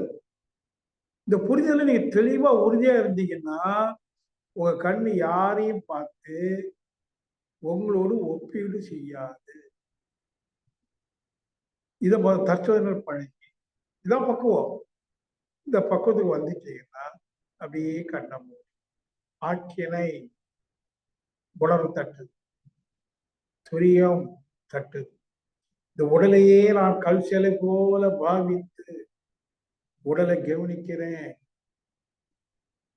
அப்படி உடலையே கவனிக்க உடல் என்பது என்ன? பல கோடி விண் துகள்களின் அதிர்வு. அந்த அதிர்வை நான் உணர்றேன். அந்த அதிர்வு உணர்ந்துட்டே இருந்தா போதும். அது பிரபஞ்ச அதிர்வு உணர்வாக ஒரு டிரான்ஸ்ஃபார்ம் ஸ்டேட்டுக்கு போகும். பிரபஞ்சம் முழுவதும் உணர்வு. அந்த உணர்வுல என்ன நான் என்னவா பார்க்கிறேன்? விஸ்வரூப். உணர்வு. இந்த உணர்வுல எனக்கு கிடைக்கிற அனுபவம், நானே அனித்துவாக இருக்கின்றேன், ரோஜாவாக அனித்திலும் என்ன நான் பார்க்கிறேன். கிருஷ்ணன் சொல்றாங்க, எல்லாவற்றிலும் என்னை காணுகின்றவன் எவனோ அவனில் நான் இருக்கிறேன். எப்பொருள் எத்தன்மை தாயனும் அப்பொருள் மெய்ப்பொருள் காண்பது அறிவு. முடியும் நண்பர்களே, கொஞ்சம் நீங்க முயன்று செவி கொடுக்கணும். கட்டாயம் செவி கொடுக்கணும். காது இருக்கிறவன் கேட்க கடவுள் என்று இயேசு சொன்னார். உங்க காதை நீங்க எனக்கு கொடுக்கணும். முழு கவனத்தையும் என்னுடைய பேச்சுல வைக்க, எல்லாத்தையும் உள்ள வாரம் பதிய விடுங்க. அவர் தனியா உட்கார்ந்து சுயமா சிந்தித்து, ஆமாவா இந்த ரெண்டும் ஒன்றிணைந்து இருக்கா, வேறு வேறா இருக்கா? அலை இயக்க தத்துவம், அலையில சுழல் அலை, விரிவலை, இணைதல், ஒன்றோடு ஒன்று இணைத அலை. இணைகிறதுனால டிரான்ஸ்ஃபார்ம் ஆகுது. பூவும் நாரும் நல்ல உதாரணம். பூவோடு சேர்ந்த நாரும் மனதிற்கு போட்ட, அப்ப பூவுடைய வாசனை நாட்டுக்கு டிரான்ஸ்ஃபார்ம் ஆகுது. ஏன்னா அதுல இருந்து வர அலையும் இதுல இருந்து வர அலையும் இணையும் போது ஒரு டிரான்ஸ்ஃபர்மேஷன் இஸ் கோயிங் ஆன். எவ்வளவு அழகா இருக்கு இந்த விஞ்ஞானம். இதான் அத்வைத வேதாந்தம். வேறு வேறு அல்ல, பிளவுபடல. பார்ப்பதற்கு பிளவுபட்டது போல இருக்கு, அது மாயா. உண்மையில் அனைத்தும் அலை வடிவத்தில் இணைந்து பிரபஞ்சம் முழுவதும் ஒரே அலைகள், பேரியக்க களம் என்று. சரி, அப்போ அந்தால இருக்கிற சுத்தவெளியோட அதை இணைஞ்சிருக்கா அப்படின்னு கேட்டீங்கன்னா, சுத்தவெளி என்ற நிலை பொருள் தானே அலை பொருளாக இருக்கு. கடல் வேறு அலை வேறு, கடலே அலையுது, அவன் சுத்தவெளியே அலையுது. எப்படி அலையுது? சுழலுது, விரியுது. அதுதான் ஏக வஸ்து. சுத்தவெளி அலையில, அதாவது சுத்தவெளியில அது நிலையா இருக்கு. ஆனா அது ஒரு இடத்துல பிரபஞ்சத்துல அலையுது. சுழல் அலையும் அலையுது, விரிவலையும் அலையுது, எல்லா அலையும் ஒன்னாக்குது. This is called wholeness. முழுமை, முழுமைத்தன்மை. இப்படி எல்லாம் நம்முடைய வேதாத்திரிய ஆன்மீகத்துல ஆழமான விஷயங்கள் நிறைய இருக்கு. ஆனா எளிமையா சொல்லிடும். இதை நீங்க கொஞ்சம் எளிமையான விட்டுட்டா போச்சு. கண்ண மூடி தியானத்துல அமைதியா உட்கார்ந்து ஒரு ஆப்ல பார்க்கும்போது ஊடுருவி பாருங்க. பெனிட்ரேட்டிவ் மைண்ட் என்று சொல்லுவாங்க. ஊடுருவி பார்த்தீங்கன்னா அது பல கோடி மீன் தொகைகள். இடையில வெளி வேற, அந்த வெளி அப்படி அதெல்லாம் நான் சொன்னதெல்லாம் அப்படியே பாவனை பண்ணி உருவப்படுத்தி பாவனை பண்ணி அகக்காட்சியாக பாருங்க. எட்டிடும். இதுக்கு என்ன வேணும்? ஒரு தவ நிலை, மனசுக்குள்ள ஒரு அமைதி, போராட்டம் இல்லாத மனசு, இதெல்லாம் கொண்டு வாங்க. நிச்சயமா ஒரு நாள் இல்லைன்னா இன்னொரு நாள் இந்த முக்தன் என்ற நிலையை நீங்க அடைய முடியும் என்று சொல்லி உரையை நிறைவு செய்கிறேன். ஏதாவது இது சம்பந்தப்பட்ட கேள்வி உண்டுமானா கேட்டுக்க. வாழ்க வாழ்க வளமுடன். வாழ்க வளமுடன். மிக்க நன்றி. வாங்க. மகிழ்ச்சி. நண்பர்களே, அம்மா அவங்க உரையினுடைய துவக்கத்துல ஒரு விஷயம் சொன்னாங்க. ஐயா அவங்களுடைய உரையை ஒன்றுக்கு பலமுறை கேட்கணும், அதைய சிந்தித்து உணரணும் அப்படிங்கிற ஒரு வார்த்தை. அந்த வார்த்தைக்கு ஏற்றாற் போல ஒரு அற்புதமான உரை. ஐயா அவங்க தொடக்கத்திலேயே முக்தி என்றால் என்ன அப்படிங்கிறதுக்கான விளக்கத்தை ஒரு நம்ம கண்களை மூடி ஒரு செயல் வடிவத்திலேயே அதை ஒரு டெமோ மாதிரி காமிச்சிட்டாங்க. உணர்ந்த நிலையில இருந்திருந்தாங்கன்னா மக்கள் அதையும் உணர்ந்திருப்பாங்க. பட் நமக்கு இதுதான் முக்தி நிலை அப்படிங்கிறத தெளிவுபடுத்தினதோட மட்டும் இல்லாம அந்த அத்வைத தத்துவத்தையும் இன்னைக்கு நமக்கு மிக ஆழமாக புரிதலுக்கு கொடுத்துருக்குறாங்க. அப்ப ஏன் நம்ம அந்த நிலையை அடையல, அதுக்கு தடையா இருக்கிறதுக்கு என்ன காரணம் அப்படிங்கிறதையும் எக்ஸ்ட்ராவா நமக்கு ஒரு போனஸ் மாதிரி சொல்லியிருக்காங்க. முக்தினா என்ன, அதனுடைய விஞ்ஞான கண்ணோட்டம் என்ன, அதை அடைவதற்கான வழி தியானம், அப்ப தியானத்தில் நாம் அடையாததுக்கான காரணம் என்ன, எல்லாவற்றையும் ஒட்டுமொத்தமான ஒரு தொகுப்பாக இந்த உரையை ஐயா அவங்க வழங்கியிருக்கிறாங்க. நிச்சயமா ஐயா அவங்க அடிக்கடி சொல்ற கருத்துக்களை நீங்க எடுத்து சிந்தித்து அதுல தெளிவு பெற்று அந்த நிலையை கடந்து வரணுங்கிறது தான். இந்த உணர்தல் நிலைக்கு நம்ம வரணும். நிச்சயமா இது நமக்கு ஒரு முக்தி நிலை அடைவதற்கான ஒரு உரையாக அமைந்திருக்கும். மீண்டும் மீண்டும் இந்த உரையை கேட்டு சிந்தித்து அந்த நிலைக்கு நாம வருவதற்கு முயற்சி செய்வோம் என்று கூறி ஐயா உங்களை நம்ம வாழ்த்தி மகிழ்வோம். ஞான ரிஷி AS ராதாகிருஷ்ணன் ஐயா அவர்கள் வாழ்க வளமுடன்.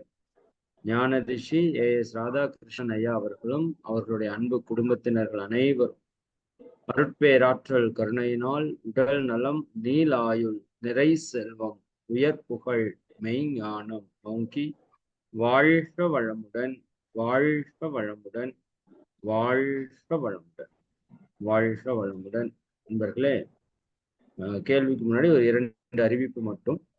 நாளை மாலை சிறப்பு சொற்பொழிவாக இயற்கை மருத்துவர் அகிலா அம்மா அவர்கள் அப்படின்னு ஒருத்தவங்க நம்ம கூட முதன்முறையாக ஜாயின் பண்றாங்க. அவங்க ஹீலர் பாஸ்கர் ஐயா அவங்க குரூப்ல ரொம்ப ஃபேமஸான ஒரு நபர். மிக சிறப்பாக நிறைய நோய்களுக்கு, உடல் மன பிரச்சனைகளுக்கு நேச்சுரோபதி இயற்கை மருத்துவத்தின் மூலமாக, வாழ்வியல் மூலமாக தீர்வு கொடுக்குறாங்க. அவங்கள நேர்ல பார்த்து அவங்களோட வகுப்பு அட்டன் பண்றதுக்கான ஒரு வாய்ப்பு கிடைச்சது. உண்மையாலுமே அது எனக்கு ரொம்ப ஒரு அற்புதமான ஒரு விஷயமா தெரிஞ்சுது. நாளைக்கு அம்மா வர்றாங்க. நிச்சயமா நீங்க மட்டும் கலந்துக்காம உங்களுக்கு தெரிஞ்சவங்க எல்லாத்துக்கும் அனுப்புங்க. நிச்சயமா அவங்களையும் கலந்துக்க சொல்லுங்க. நாளை காலை எப்பொழுதும் போல வெள்ளிக்கிழமை சர்வபஷ்ய தனாவர்ஷன் சங்கல்பம் 5 மணிக்கு இருக்கும். அதற்கும் தயாராகி கொள்ளுமாறு அன்போடு கேட்டுக்கொண்டு இப்போ கேள்வி பதில் நிகழ்வுக்கு செல்லலாம். ஐயா எனக்கு ஒரு கேள்விங்கய்யா. ஐயா இப்போ அந்த தன்மை வெளியில பதியுது அப்படின்னு ஒரு விஷயம் சொன்னீங்களா? அந்த ரோஜாவினுடைய அந்த வாசனை வெளியில பதிகிறது, அது அலையின் மூலமாக வெளியேற்றப்படுகிறது அப்படின்னு. ஆனா நம்ம அந்த காந்த அலையில பதியுது அப்படிங்கிறது மாதிரி தான் என்னோட புரிதல்ல இருக்குது. அது கொஞ்சம் ரோஜாக்குள்ள இருக்கிற மின் துகளுக்கு இடையில இருக்கிற வெளி சுத்த வெளியா விண்வெளியா? சுத்த வெளி என்பது பிரபஞ்சத்துக்கு அப்பால் இருக்கிற வெளி. பிரபஞ்சத்துக்கு உள்ளாக பொருட்கள்ல அணுக்களுக்கு இடையில இருக்கிற வெளியில் காந்த அலை பரவி இருக்கு. அப்ப அந்த காந்தத்துலதான் பதியுது. ஆனா அத அந்த இடத்துல அத காந்தம் சொல்றோம். ஆனா காந்தம்னா என்னன்னு படிச்சிருக்கோம்? விண்துகளின் சுழற்சியினால அதுல இருந்து வரக்கூடிய அலை முதல்ல ஆரம்பத்துல முதல் மின் எடுத்ததுக்கு ஒரு படம் கூட வேண்டாம். சுத்த வெளியில ஒரு விண் தோன்றுது. பல விண் துகள் தோன்றி இருக்கு, எல்லாம் சுழலுது. அதுல இருந்து வரக்கூடிய விரிவலை எதுல விரியுது? வெளியில. என்ன வெளி? சுத்த வெளி. சுத்த வெளியில. சுத்த வெளியில விரியுது. விரியுதா? இப்போ இந்த பழத்துல இருந்து விரியுதுன்னு இந்த இடத்துல சுத்த வெளி இருக்கு. சுத்த வெளி என்ன செய்ய? அதை விரிய விடாம தடுக்கும். ஏன்னா அது சூழ்ந்தழுத்தம் இருக்கா? அப்ப தடுக்கும் போது அந்த விரிவலை என்ன ஆகும்? மேற்கொண்டு விரிஞ்சு போகாம தேக்கம். அப்படி தேக்கமுற்று இந்த இடத்துல ஒரு புதிய அழுத்தம் உற்பத்தி ஆகும். தேக்கமுற்று என்னன்னு சொல்றோம்? Accumulated energy, spreading energy. சூழ்நிலத்தின் காரணத்தினால அது அக்குமுலேட்டட் எனர்ஜியா மாறும். அதுக்கு ஒரு குஷன் ஆக்ஷன் வரும். நம்ம கையை வச்சு பார்த்துருப்போம் இல்லையா? இங்க இருந்து வர அலை ரெண்டும் அக்குமுலேட் ஆகி ஒரு குஷன் ஆக்ஷன் வருது இல்லையா? அதுக்கு பேர் தான் காந்தம். இப்ப அந்த குஷன் ஆக்ஷன் காந்தம் எதுல இருக்கு? வெளியில தானே இருக்கு. வெளியில தான் இருக்கு. இது ஒரு மின் துகள். பட் ஆப்பிள் பழம்னு சொல்லும் போது அல்லது ரோஸ்ன்னு சொல்லும் போது என்ன ஆயிடும்? இது ஏற்கனவே இருக்கு. ஒரு தாய் ரோஜா இருந்து இல்லையா? அதனுடைய தன்மையில வந்திருந்தாங்க. அதுதான் அந்த மின் துகளுக்கு இடையில உள்ள காந்த அலையில இருக்கு. நீங்க முதல் அதாவது இத வித்து காரண வித்துக்கு போயிட்டு போனீங்கன்னா தான் இந்த வித்தை பத்தி நீங்க சிந்திக்க முடியும். அப்போ இந்த ஆப்பிள் பழத்துல ஆப்பிளோட சுவை ஆக்சுவலா எங்க இருக்குன்னா, இந்த ஆப்பிள் பழத்துக்குள்ள இருக்கிற மின் துகளுக்கு இடையில உள்ள வெளியில் இருக்கிறது. அந்த வெளியில இருக்கிறது காந்த அலை. ஆனா வெளியில தான் தன்மை இருக்கு. அந்த காந்த அலைங்கிறது தள்ளக்கூடிய சக்தி தானே. அந்த தள்ள சக்தி தான் அதுல இருக்கிற சுய வெளியில கொண்டுட்டு. Okay okay okay okay. அப்போ விண்ணுக்கு உள்ள இருக்கிற இறை துகள்களுக்குள்ள அதனுடைய தன்மை இருக்குமா இருக்காதாங்கய்யா? இறை துகள்னு இருக்காது. அது இறை துகள், இது பொருள் துகள். ரெண்டு வித்தியாசம். அது இறை துண்டாகி வந்த துகள். இதுல இருந்து வரக்கூடிய இந்த ஆப்பிள்களோட பொருள் துண்டாகி வரக்கூடிய துகள். ஆப்பிள்குள்ள விண் துகள்கள் இருக்குதுன்னு சொல்றேங்கய்யா. ஆமா, ஆப்பிள்குள்ள கோடிக்கணக்கான விண்துகள் இருக்கு. அந்த ஒவ்வொரு விண்துகளுக்குள்ளயும் கோடிக்கணக்கான இறை துகள்கள் இருக்குன்னு சொல்றோம். ஆமா. அப்ப அந்த ஆப்பிள்குள் இருக்கிற விண்துகளுக்குள் இருக்கிற இறை துகள்ல ஆப்பிளுடைய தன்மை இருக்காது. இருக்காது இருக்காது. ஓகே. ஆகவேதான் சுத்தவழி நம்ம என்ன சொல்றோம்? பொருட்தன்மை அற்றது, நிர்குண பரபிரம்மம். சுத்தவழியில பொருட்தன்மை இல்லை. இல்ல இல்ல. அப்ப அதுல இருந்து பிளவுபட்ட முதல் துகள்ல பொருட்தன்மை இருக்க முடியுமா? இருக்காது. இப்ப நீங்க இதை எப்படி பாவனை செய்யணும்? ஆப்பிள் பழத்தை அப்படியே என்லார்ஜ் பண்ணு. என்லார்ஜ் பண்ணீங்கன்னா பல கோடி துகள் நல்ல இடம் விட்டு இருக்கு. அந்த இறை துகள் விண் துகள் இருக்கு. விண் துகள் சுத்துது. அதுல இருந்து விரிவலை அல்லது தள்ளு சக்தி வருது. அது எதிரும் தள்ளு சக்தி எப்படி வருதுன்னா, உள்ளுக்கு இருக்கிற இறை துகள் வெளியில வருது. சுழன்று கொண்டு இருக்கிற இறை துகள் வெளியில வரும்போது நேரலைன்னு சொல்லுவோம். Linear force. பட் அது நேரலையில வரும்போதே இந்த வெளி என்ன பண்ணும்? அது சூழ்ந்து அழுத்துறதுனால அது சுழல் அலையா மாறிடும். Okay okay okay. அது சொல்லி விரிவலையா வரும். இது ரொம்ப நுணுகி நின்று தவத்துல பார்க்க வேண்டிய காட்சி. நிச்சயமா. ஆப்பிள் பழம் என்பது பல கோடி விண் துகள்கள். ஒவ்வொரு விண்துகளும் பல ஆயிரக்கணக்கான இறை துகள்கள். அந்த விண்துகளை சுத்தி சூழ்ந்தழுத்தும் ஆற்றலினால விண்துகள் விரைவு பெற்று சொல்லும் போது இந்த இறை துகள் அங்க நிக்க முடியாம வெளியேறும். நேரலையா வெளியேறும். ஆனா வெளியில வந்ததும் அது பெண்ட் ஆயிடும். சூழ்ந்தழுத்து மாற்ற பெண்ட் ஆகி கரைசல் ஒரு வார்த்தையில போட்டேன். அப்படி வரக்கூடிய அலை விண்தூளுக்குள்ள இருக்கிற இறைத்தூளில் கரைந்து வரக்கூடிய அலை அந்த வெளியில என்ன ஆகுது? அக்குமுலேட் ஆகுது. நல்ல வார்த்தை என்ன? அக்குமுலேஷன்.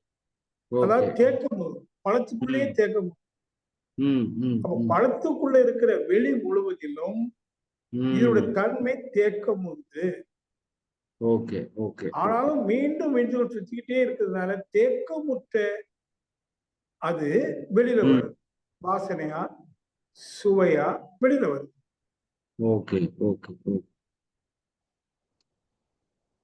சரிங்க. சரி சரி சரி. மகிழ்ச்சி மகிழ்ச்சி. இப்போ இன்னொரு கொஸ்டின் சொல்லுங்க. சொல்லுங்க. நீங்க சொல்லிருங்க. நான் சொன்னா எனக்கு கதை போயிட்டே இருக்கும். சரிங்க. எனக்கு இந்த காந்த தத்துவம் அப்படின்னு ஒரு டாபிக். அந்த காந்த தத்துவம் அப்படின்னா என்ன? இப்ப எனக்கு என்ன மாறுதல்னா என்னன்னா, ஒரு புரிதல் இருக்கு. ஆசை சீரமைத்தல் புரிதல் இருக்கு. கவலை ஒழித்தல் புரிதல் இருக்கு. வாழ்க்கை தத்துவம் புரிதல் இருக்கு. காந்த தத்துவம் அப்படிங்கிறது ஹோலா எதை மென்ஷன் பண்ணுது? ஏன்னா காந்த நிலை அறிந்தால் கடவுள் நிலை அறியலாம்னு ஒரு வார்த்தையில மகிழ்ச்சி சொல்றப்ப, அது அந்த காந்தத்துக்குள்ள பல்வேறு விளக்கங்கள் இருக்கு. அப்ப காந்த தத்துவம் அப்படிங்கிறது எதை மென்ஷன் பண்ணுது, எதை தெரிஞ்சா எனக்கு காந்த தத்துவம் தெரியும் நான் எடுத்துக்கிறது? Accumulation of energy. அதாவது வெளி இருக்கு, அது நிலைப்பொருள், அப்படிதானே? ஆமா. வெளி நிலை, அதுவே சுத்துது, துண்டுபட்டு இறைத்துகளா. எப்படி அந்த சுத்த வெளியினுடைய பண்பு தன்னிருக்க சூழ்ந்தழுத்தும் ஆற்றல். Okay okay, correct. இந்த தன்னிருக்க சூழ்ந்தழுத்தும் ஆற்றலை உருவப்படுத்த முடியுமா? முடியுமான்னு சொல்றத முடியணும். ஒரு தவ யோகிக்கு அகக்காட்சியாக இந்த தன்னிருக்கமும் தன்னிருக்கத்தினால் சுழலலை உற்பத்தி ஆகல அந்த இடத்த வந்து அவங்க காட்சியாக வரணும். இறைவனையே தன்னிருக்க சூழ்ந்தழுத்தும் ஆற்றல் இதன் தீர்ப்பு மடிப்பு விழ சுழலும் நுண்மின்னா ஒரு கவிதையில ஒரு வரியில போட்டாங்க. இதை நீங்க உங்களுடைய தவத்துல உருவகப்படுத்தணும். முதல்ல அதை அந்த அளவுக்கு உருவப்படுத்தக்கூடிய அளவுக்கு உங்களுடைய மன இயக்கம் நுண்ணிய நிலை அடையணும். அந்த அளவுக்கு நுண்ணிய நிலை அடையணுமானால் வெளியில உங்களுக்கு இருக்கிற வேகம் குறையணும். வெளியில எவ்வளவு வேகம் இருக்கு, நம்ம என்னெல்லாம் பண்ண வேண்டியிருக்குன்னு மனசுக்குள்ள வச்சுட்டு இருக்கோம். என்னால ஒண்ணும் பண்ண முடியாது, எனக்கு பண்ண வேண்டியது ஒண்ணு இல்லை. I have nothing to do for me. நான் எனக்காக செய்யறதுக்கு ஒண்ணு இல்லை. அப்போ அந்த பக்குவம் வர வேண்டியிருக்கு. அப்பதான் அந்த இறைத்துகள் உற்பத்தி ஆகிற காட்சியை பார்க்க முடியும். இத திருவள்ளுவர் எப்படி சொல்றாரு தெரியுமா? வள்ளுவர் உடல எதையும் தெரியுமோ? என்ன சொல்றாரு? இருள் நீங்கி இன்பம் பயக்கும், மருள் நீங்கி மாசு அரு காட்சி அவருக்கு. அவர் என்ன காட்சியை பார்க்க சொல்றாரு? மாசு இல்லாத காட்சி. இந்த ஆப்பிள் பழத்துல மாசு இருக்கா? இந்த ரோஜாவுல மாசு இருக்கா? இருக்குன்னு சொல்ல மாட்டோம். அவதானே? ஆனா இருக்கு. எது மாசு தெரியுமா? இதனுடைய சுவையே மாசு, இதனுடைய வாசனையே மாசு.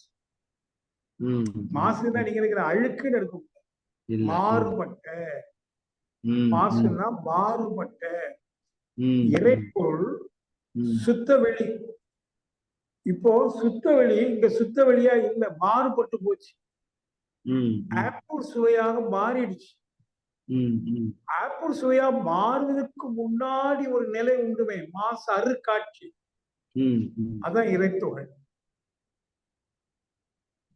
அந்த இறைத்துகளை காட்சியா காட்டுறவனுக்கு இருள் போயிடுமா, இன்பம் கெட்டுமா, மருள் மயக்கம் போயிடுமா, அறிவு வெளிச்சத்துக்கு வந்துடுமா. ஒரு குரல்ல சொல்றாரு, இருள் நீங்கி இன்பம் பயக்கும், மருள் நீங்கி மாசு அரு காட்சி அவருக்கு. இந்த ஆப்பிள் காட்சியை மாசு இல்லாத காட்சியா பார்க்கணும், இறைத்துகளா பார்க்கணும், சுத்திலும் வெளியே பார்க்கணும். பழையபடி அந்த இறைத்துகள்லாம் இணைந்து விண்துகளா மாறுகிற காட்சியை பார்க்கணும். அந்த விண்துகளை சூழ்ந்தழுத்தும் ஆற்றல் என்ன பண்ணுதுன்னு பார்க்கணும். அந்த அழுத்த மீதினால உள்ள இருக்கிற சுத்த சைதன்ய இறைத்துகள் வெளியேறுது. வெளியேறி மீண்டும் சுத்த வெளியாக சூழ்ந்து அழுத்துறதுனால அங்கு தேக்கம் உருகிறது. அந்த தேக்கம் உருகிற இறை சக்திக்கு தான் காந்தம். அப்ப காந்தங்கிறது ஒரு வார்த்தை. அது எதை அது மீன் பண்ணுதுன்னா சுத்த இறை சக்தி, பியூர் டிவைன் எனர்ஜி. இந்த பியூர் டிவைன் எனர்ஜி வந்து எல்லா பொருளிலும் இருக்கு, எல்லா ஜீவனிலும் இருக்கு, நமக்குள்ள இருக்கு. அது லவ் எனர்ஜின்னு வேற சொல்லும். அன்பு சக்தி, தெய்வீக சக்தி. இப்படிலாம் நுணுகி நுணுகி போயிட்டீங்கன்னா இந்த ரூபம், அரூபம், சொரூபம், அருபா ரூபம், அது எத்தனை போகுது பாரு. அப்ப இதுக்குள்ள எல்லாம் நுழைய வேண்டியது. அப்ப இந்த வாசனைய மாசுன்னு சொல்லிட்டீங்களே நினைக்காதீங்க. மாசுனா வேற ஒண்ணும் இல்லை, மாறுபட்ட தன்னிலையில் மாறுபட்ட நிலை. இதுக்குள்ளேயே மாறுபாடு இல்லாத நிலையும் இருக்கு. அத சுத்த சைதன்ய நிலைன்னு சொல்றோம். நமக்குள்ள இருக்கு. இப்படி நுணுகி நுணுகி நாம் தெரிஞ்சுக்க வேண்டிய விஷயங்கள் நிறைய இருக்கு. மதன், ஒரு ஏற்பாடு செய்வோம். ஒரு 20 பேர் போதும். நல்ல இந்த மாதிரி கேள்வி கேட்கிற, கொஞ்சம் சொன்னா புரியுதுக்கு இடத்துக்கு வரக்கூடிய தகுதி உடையவன் யாரெல்லாம் நினைக்கிறீங்க, ஒரு 20 பேர் இருக்கு. ஒரு 4 நாள் 5 நாள் ஒரு இடத்துல தங்கும். நீங்க மௌனம் போடுறது எவ்வளவு ஆர்வம் காட்டினீங்க. 30 நாட்கள் வேலைக்கு போவேன், எப்படியோ கஷ்டப்பட்டு போவேன். இது 30 நாள் வேண்டாம், 3 நாட்கள். காந்தம்னா இந்த காந்தம்ங்கிற வார்த்தைக்கு அவ்வளவு விளக்கம் மகிழ்ச்சி. அந்த காந்தம் எப்படி தன்மாத்திரையாக மாறுது, பஞ்ச தன்மாத்திரை. இதுக்குள்ள இருக்கிற காந்தம் ஏன் வாசனையா வருது, இதுல இருக்கிற காந்தம் ஏன் சுவையா வருது. அப்புறம் இந்த பருவுடல்ல 5 பௌதிக பிரிவு இருக்கு. அழுத்தம், ஒலி, ஒளி, சுவை, மனம் என்று 5 வேறு வேறு தன்மையான காந்தமா ஏன் மாறுது. இது பஞ்ச தன்மாத்திரை. பிறகு வெளியிலிருந்தும் அழுத்தம், ஒலி, ஒளி, சுவை, மனம் வந்துட்டு இருக்கு அலை வடிவத்துல. அலை வடிவத்துல அந்த அலைக்குள்ள அதனுடைய தன்மை இருக்கு. இங்க 5 இந்திரியங்கள் வாயிலாகவும் 5 வித தன்மை போகுது. 2 சந்திப்பு. இந்த சந்திப்பை உணர்வு என்று சொல்றோம். ஐ உணர்வுன்னு சொல்றோம். அப்ப ஐ உணர்வுனா என்ன? இந்த ஐ உணர்வை உணர்வது எது? அடுத்த கேள்வி, உணர்பவன் யார்? உணரப்படும் பொருள் யார்? இந்த உணர்வு எவ்வாறு நிகழ்கிறது? விஞ்ஞானத்துல இல்லை, பயாலஜில இல்லை, சைக்காலஜில இல்லை, கிடையாது. இந்த விஞ்ஞானம் இல்லை. இது மகிழ்ச்சி காந்தத்துல மட்டும்தான். உணர்பவன் யார்? ஒரு பாட்டு இருக்கு, நீங்க பார்த்துருக்கீங்க. தொடப்பட்ட எனும் இரு பொருளின் ஊடே தொடப்பட்டதாய் நின்ற அருவம் யாது? மகிழ்ச்சி கேட்கிற ஆழமான கருத்து. அப்ப இதெல்லாம் தெரிஞ்சுக்கிட்டு இது எப்படியாவது உணர்வு ஒரு வேகம் இருக்குமானா புற வேகம் குறையணும்.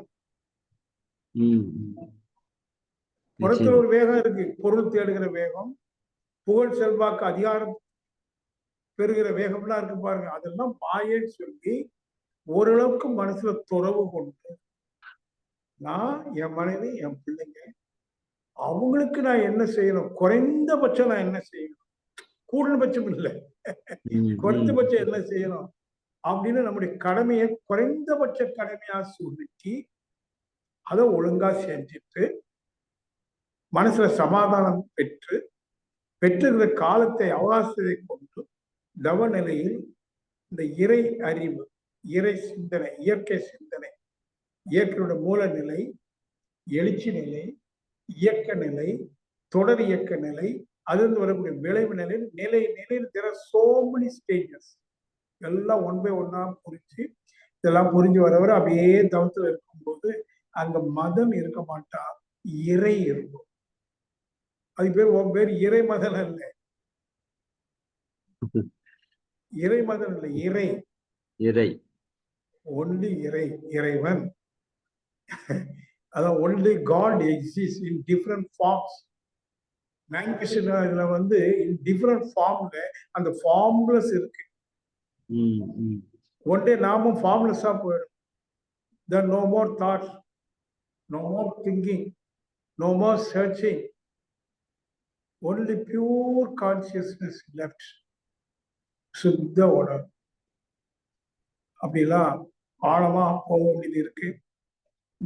நீங்க ஒருத்தர் கேட்டீங்க, பல அன்பர்கள் இந்த கேள்விக்கு பதில கேட்டுக்கொண்டிருக்கிறீங்க. அவர்களுக்கு சொல்லுவேன், நீங்க கடக்க வேண்டிய தூரம் ஏராளம் இருக்கு. ஆனால் அது குறைந்த காலகட்டத்துல ஏராளமாக இருக்கிற தூரம் சொல்றேன். இந்த குறைந்த காலகட்டத்துல அந்த தூரத்தை கடந்து உங்களை கடவுளாக நீங்க தரிசிக்க வேண்டும் என்று அன்போடு கேட்டு. நன்றிங்கய்யா, நன்றிங்கய்யா. கூடிய விரைவில் இந்த காந்த தத்துவ ஞானம் வகுப்பு உங்களோட தனியை நம்ம திட்டமிட்டு கண்டிப்பா பண்ணுவோங்கய்யா. ரொம்ப ரொம்ப நன்றிங்கய்யா. ரொம்ப ரொம்ப நன்றி. வாழ்வோம். வாழ்வோம். வாழ்வோம். அம்மா தொடருங்கம்மா. கேள்விகள் யாராவது இருந்தா நீங்க கேட்கலாம். ஓகேங்க. நன்றி நன்றி நன்றிங்க ஐயா. மிக்க நன்றி. நன்றி. வாழ்க வளமுடன். அன்பர்கள், நம்ம இப்போ கேள்வி கேட்கும் அன்பர்கள் ஹேண்ட் ரைஸ் செய்யலாம். முதலாவதாக டாக்டர் ஜெகநாதன் ஐயா அவர்கள்.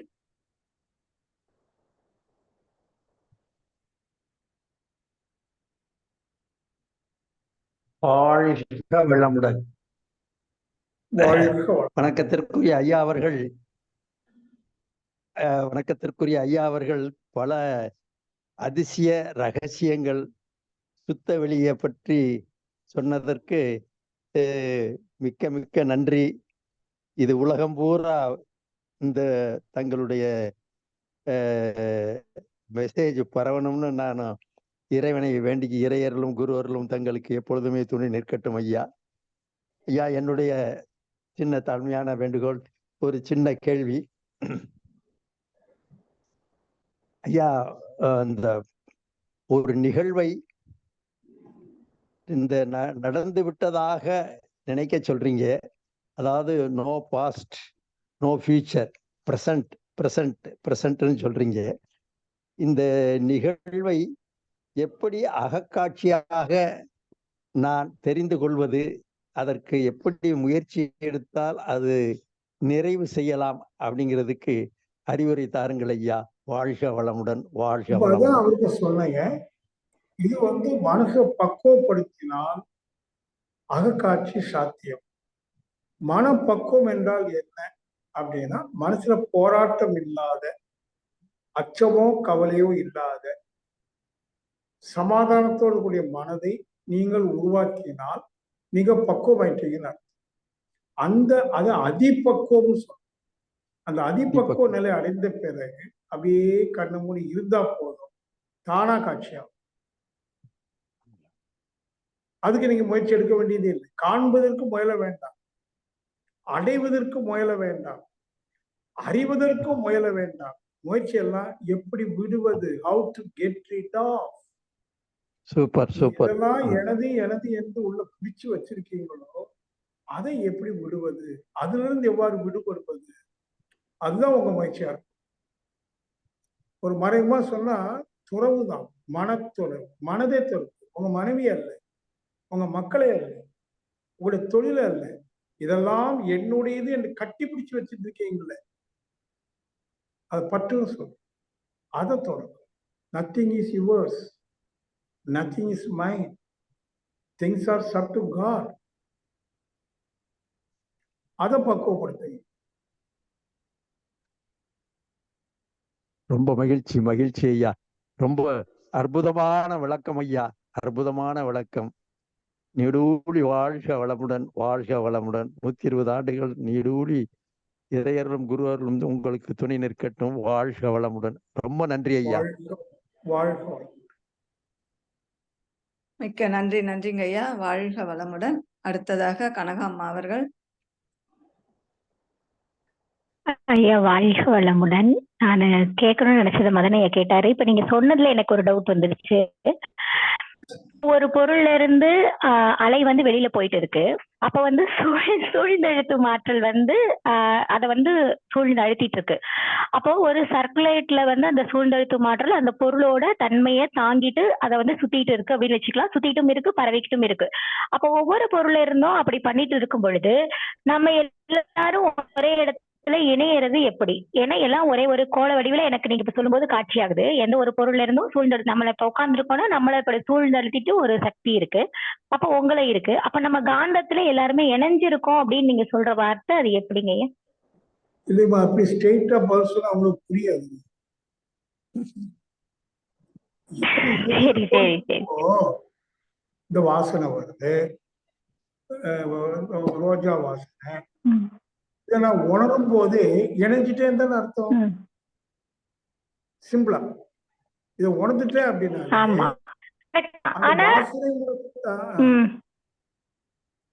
சொல்லு. கரெக்ட் தான். உணர்ந்துட்டேன் அப்படின்னாலே அதோட இணைஞ்சதுனாலதான் என்னால அது உணர முடியுது. அப்ப அந்த சூட்டத்தையும் தாண்டி நம்மளுடைய வெளியில போகுதுன்னு தான் அர்த்தமா அப்போ? அதாவது என்னுடைய சாரி, ஒண்ணும் இல்லம்மா, சாரினா ஒண்ணும் இல்லை. You're right. நான் உங்களுக்கு சொல்லி கொடுக்கதான் நான் சிரமப்படுறேன் தவிர யூஆர் ரைட். இப்போ ரோஜால இருந்து வாசனைங்கிறது ஒரு அலை வடிவத்துல வருது, அது கண்ணுக்கு தெரியாது. என் மூக்குல இருந்து ஒரு வாசனை வெளியில ஏறுது, கண்ணுக்கு தெரியாது. என் மூக்குல இருந்து ஒரு வாசனை போகுது, ரோஜால இருந்து ஒரு வாசனை, ரெண்டும் இணையுது இல்லை. இணையும் போது உணர்வு தட்டு. நான் தான் நீங்க அவர் மதன்கிட்ட கேள்வி சொல்லும் போது தனியா ஒரு 3 நாள் உட்கார்ந்து ஸ்டெப் பை ஸ்டெப்பா நான் உங்களுக்கு விளக்குனாதான் புரியுமே தவிர, கேள்விக்கு பதில் அதிகபட்சம் நான் 2 நிமிஷம் பேசலாம். ஆனா இது 3 நாள் கொண்டு சொல்ல வேண்டிய விஷயம். இது பேரு பஞ்சத்தில் மாத்திரையும் உணர்தலும்ங்கிற ஒரு வாக்கியம். அதை ஒரு கேள்விக்கு ஒரு வரியில பதில் சொல்ல முடியாது. உங்களை மாதிரி நல்ல ஆர்வம் உள்ளவங்க கொஞ்சம் பேர், ஒரு 25 பேர் மதன் எங்கேயாவது ஒரு ஏற்பாடு பண்ண, ஒரு 3 நாள் ஏதாவது ஊர்ல, அமைதியான ஊர்ல, ஜாஸ்தி ஆட்கள் வேண்டாம், நல்ல பக்குவமாகி சொன்னா புரிஞ்சுக்கணும் டக்குன்னு.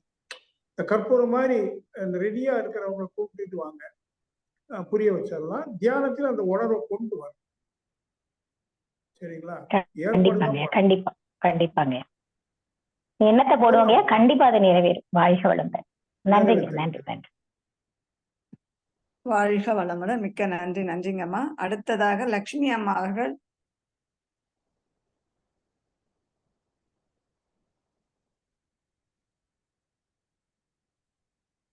ஐயா வாழ்க வளமுடன்.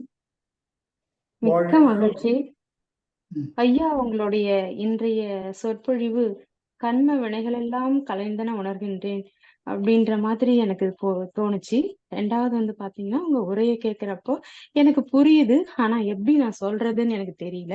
ஆனா எனக்கு எப்போ இந்த அறிவு கிடைக்கும் அப்படின்னு என் மனசுல கேள்வி வந்தது. அப்போ அடுத்த பதில் உங்ககிட்ட இருந்து எனக்கு என்ன வந்ததுன்னாக்கா, அந்த தான் தனது என்ற இந்த பற்றெல்லாம் விட்டுட்டு பற்றற்ற நிலையில என்னைக்கு நீங்க முழுமையா உணர்ற உட்காடுறீங்களோ அப்ப தானா காட்சி கிடைக்கும் அப்படின்னு சொன்னது எனக்கு பதிலா கிடைச்சிருச்சுங்கய்யா.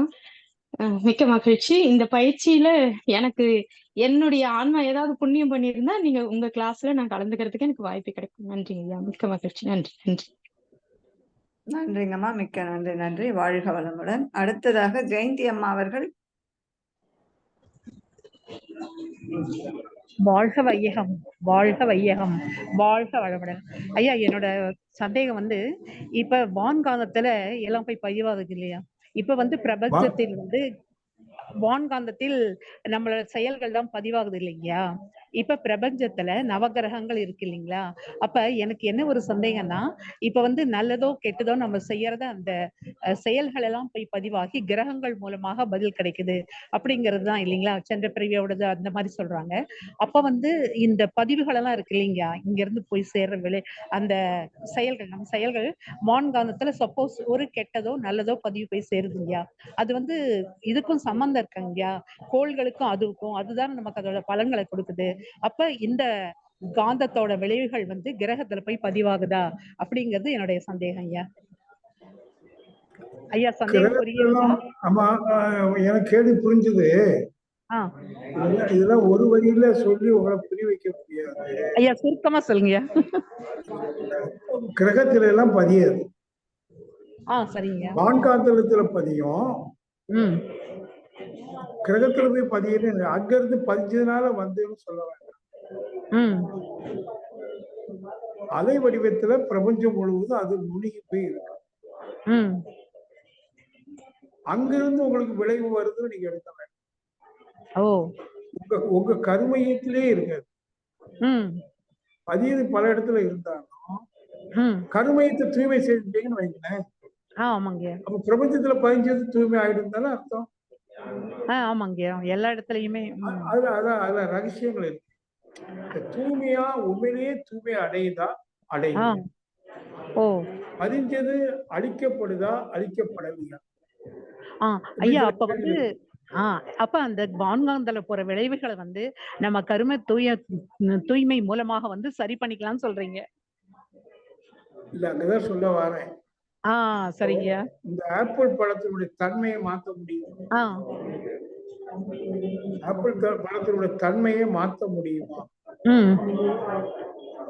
தன்மை ஐயா இப்ப வந்து புதிய புதிய முறைகள்லாம் வந்திருக்கு, ஹைபிரிட் அந்த மாதிரி வந்து பண்ணிட்டு இருக்காங்கய்யா. பொதுவா அடிப்படையான ஆப்பிள்னு இருக்கும், பட் அதுல வந்து சில விஷயங்கள்லாம் செஞ்சு கொஞ்சம் மாத்த செஞ்சுட்டு தானே இருக்காங்க. அப்போ கொஞ்சம் ஆப்பிள் தன்மை உள்ள இருப்பா. ஆமாங்கய்யா, ஆப்பிள்ங்கிற அடிப்படை தன்மை. அது மேல வந்து இருக்கிறத வந்து இப்ப கீரை இந்த மாதிரி எல்லாம் நிறைய ஹைபிரிட் அப்படின்னு பண்ற மாதிரி அதுவும் கொண்டு வராங்கய்யா. ஆனா அடிப்படை ஆப்பிள்னா ஆப்பிள் தான். இல்ல அதுக்குள்ள ஆப்பிள் தன்மை இருக்கும். ஆமாங்கய்யா. முற்றிலும் மாறாது. முற்றிலும் மாறினால் அது வந்து ஆப்பிள் அல்ல, வேற ஏதோ வேற ஒண்ணாயிரும். சரிங்க. உங்களுடைய தன்மைன்னு ஒண்ணு இருக்கு, குணம். அது பதிவா இருக்கு இல்லையா? அந்த பதிவை போக்கவே முடியாது. ஒரு ஒரு குறள் சொல்ற, திருக்குறள். சொல்லுங்க. நுண்ணிய நூல் பல கற்பினும் மற்றும் நம் உண்மை அறிவே மிகவும். Rose is a rose is a rose. Okay okay sir. அது மாதிரி நீ தான், நான் தான். ஆனால் என்னிடம் இருக்கிற தீய குணங்களை கண்டுபிடிச்சிட்டேன், அது வெளியில வராம பாதுகாக்கிற திறனை வளர்த்து கொண்டேன். ஆகவே என்னுடைய அந்த அழுக்கு வெளியில வரல. அந்த அழுக்க போக்கிட்டேனா, வெளிவராம பாத்துக்கிட்டேனா, இந்த வெளிவராம பாத்துக்கிறது தான் இந்த தியானம், சிந்தனை. பதிவை என்ன செய்ய முடியாது? பதிவு வந்து நம்ம நல்ல செயல்கள் மூலமா அழிக்க வாய்ப்பு இருக்கு. இல்லை, வார்த்தை பாருங்க, அழிக்க முடியாது, பதிவை போக்க முடியாது. பதிவு வெளிவராமல் பாதுகாக்கத்தான். சரிங்க, ரெண்டு வித்தியாசம் இருக்கு. ஆமாங்கய்யா, அது இருப்பு இருந்துகிட்டே தான் இருக்கு, நம்ம மூடி மறைச்சு வச்சிருக்கோம் உள்ள, அவ்வளவுதான். ஓகேங்க, நன்றிங்கய்யா. வாழ்க வளமுடன். மிக்க நன்றிங்கம்மா. அடுத்ததாக பிரசன்னா ஷர்மிலி அவர்கள். வாழ்க வளமுடன் ஐயா. ஐயா, உங்களுடைய கருத்துக்கள் அருமை ஐயா. சில நுணுக்கங்கள்லாம் நல்லா புரிஞ்சதையா. உணர்ற அந்த தன்னம்பிக்கை, தைரியம் எல்லாம் அழகா எனக்கு வருதையா. அறிவுல, எண்ணத்துல, சொல்லுல, செயல்ல. அப்புறையா துரியாதீத தவத்துல, சக்தி களத்துலயா மகா விஸ்வரூபம் வருது ஐயா.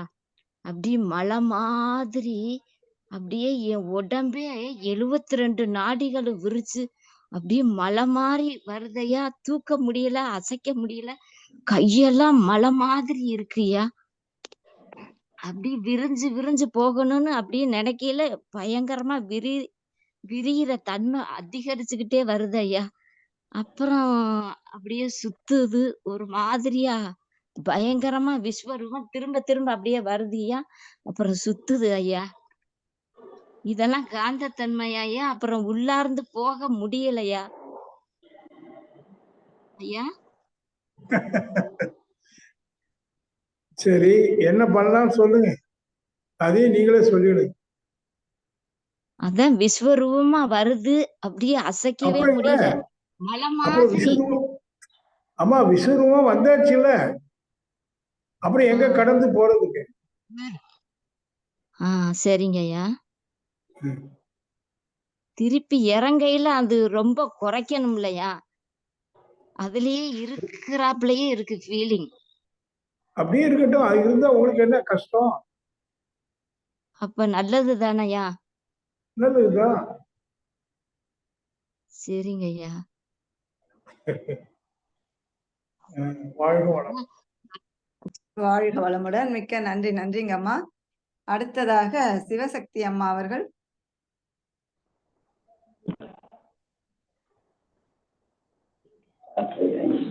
ஐயா வணக்கம் ஐயா. வாழ்க வளமுடன் ஐயா. வாழ்க வளமுடன் ஐயா. உங்களோட கருத்துக்கள் உண்மையிலே அந்த ஐயா ஒவ்வொரு விஷயமே சிறப்பா இருந்துச்சு, சிந்திக்க கூடியதாகவும் இருந்துச்சு. நான் ஒரே ஒரு டவுட்டுங்க ஐயா.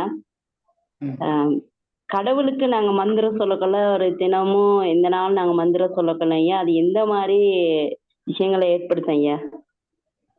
கடவுளுக்கு மந்திரம் நாங்க சொல்லணுமா? மந்திரம் டெய்லி தினமும் சொல்லிக்கிட்டு இருக்கோம் ஐயா, கடவுளுக்கும் நம்மளுக்கும் என்ன மாதிரி ஒரு தொடர்பு வருங்க ஐயா? எனக்கு மந்திரத்தை பத்தி எல்லாம் ஒண்ணும் தெரியாதுங்களப்பா.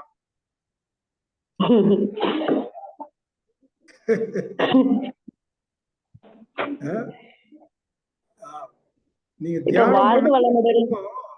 நீங்க தியானம் பண்ணனாலே போதும், இறைவனை அடைஞ்சிடலாம். சரிங்க.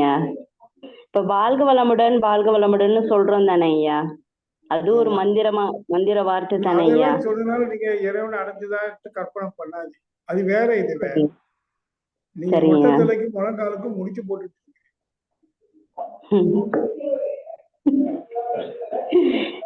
ஐயா ஒரே நன்றி நன்றி. வாழ்க வளமுடன், வாழ்க வளமுடன். ஐயா நிறைவு செய்துக்கலாமுங்க ஐயா? முடிஞ்சிச்சுங்க ஐயா. நிச்சயமா நிச்சயமா. நன்றிங்க ஐயா, மிக்க நன்றி. நன்றிங்க ஐயா. நீங்க லீவ் ஆயிக்கலாங்க ஐயா. ஐயாவை இன்னொரு முறை நாம வாழ்த்தி மகிழ்வோம். இதுவரை நமக்கு மிக சிறப்பாக வாழ்க வளமுடன் ஐயா. நமக்கு மிக சிறப்பாக நம்முடைய கேள்விகளுக்கு விளக்கம் அளித்தாங்க ஐயா KS ராதாகிருஷ்ணன், ஞான ரிஷி ராதாகிருஷ்ணன் ஐயா அவர்கள். வாழ்க வளமுடன். ஞான ரிஷி AS ராதாகிருஷ்ணன் ஐயா அவர்கள் வாழ்க வளமுடன். ஐயா அவர்களும் அவர்களது அன்பு குடும்பத்தினர்கள் அனைவரும் அருட்பேராற்றல் கருணையினால் உடல் நலம், நீலாயுள், நிறை செல்வம், உயர் புகழ், மெய்ஞானம் ஓங்கி வாழ்க வளமுடன், வாழ்க வளமுடன். மிக்க நன்றி. நன்றிங்க ஐயா. வாழ்க வளமுடன். வாழ்க வளம். சில முக்கிய அறிவிப்புகள் ஐயா சொல்லிட்டாங்க. நாளைக்கு ஃப்ரைடே, வெள்ளிக்கிழமை அப்படின்றதால நமக்கு நாளை காலையில தன ஆகர்ஷண சங்கல்பம் 108 முறை இருக்கும். இன்னொரு மிக முக்கியமான நாள் நாளைக்கு நமக்கு தை அமாவாசை. அதனால மதியம் ப்ரோக்ராம்ல 12 மணிக்கு பித்ருக்கள் தவமும் மாலை 6 மணிக்கு ஆன்ம சாந்தி தவமும் நமக்கு இருக்கும். இப்போ நம்ம 8:30 மணிக்கு 8:30 மணிக்கு தற்சோதனையில் கலந்து கொள்வோம். நாளை காலை அனைத்து நிகழ்வுகளிலும் அனைவரும் கலந்து ஆன்ம தூய்மை பெறுவோம் என்று கூறி நம்ம அடுத்த நிகழ்வாக வேதாத்திரிய கவி உலக நல வாழ்த்து பாட இருக்கும் அன்பர்கள் ஹேண்ட் ரைஸ் பண்ணலாம்.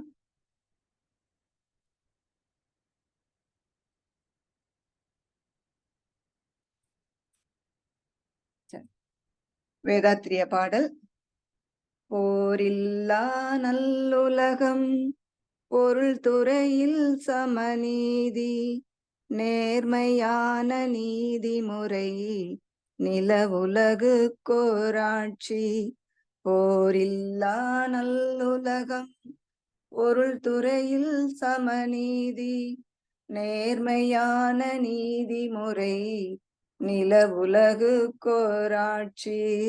சீர் செய்த பண்பாடு, சிந்தனையோர் வழிவாழ்வு, சிறப்புணர்ந்த பெண் மதிப்பு, தெய்வ நீதி வழிவாழ்தல், தேர் திருவிழா தவிர்த்தல், சிறுவர்கட்கே விளையாட்டு, செயல் விளைவு உணர்கல்வி, சீர்காந்த நிலை விளக்கம், பார் முழுவதும் உணவு நீர் பொதுவாக்கல், பல மதங்கள் பல கடவுள், பழக்கம் ஒழித்து உண்மை ஒன்றை தேர்ந்திடுதல், பல மதங்கள் பல கடவுள், பழக்கம் ஒழித்து உண்மை ஒன்றை தேர்ந்திடுதல், உண்மை ஒன்றை தேர்ந்திடுதல். உலக நல வாழ்த்து ஜெயந்தி அம்மா அவர்கள்.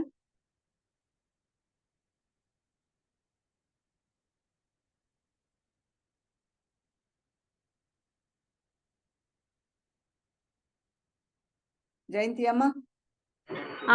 அம்மா நான் வேதாத்ரி கவிக்காக கை ரைஸ் பண்ணேன். இப்போ உலக நல வாழ்த்தாங்கம்மா.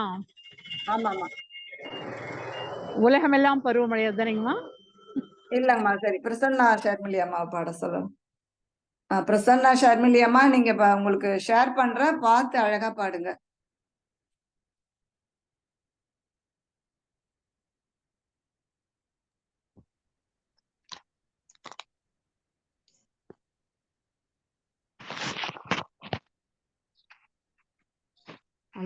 கேக்குதாம்மா? கேக்குதுங்கம்மா, பாடுங்கம்மா. முன்னாடி பார்த்து பாடுங்க. நீங்க முன்னாடி ஷேர் பண்ணிருக்கேன் பாருங்க பாடல்.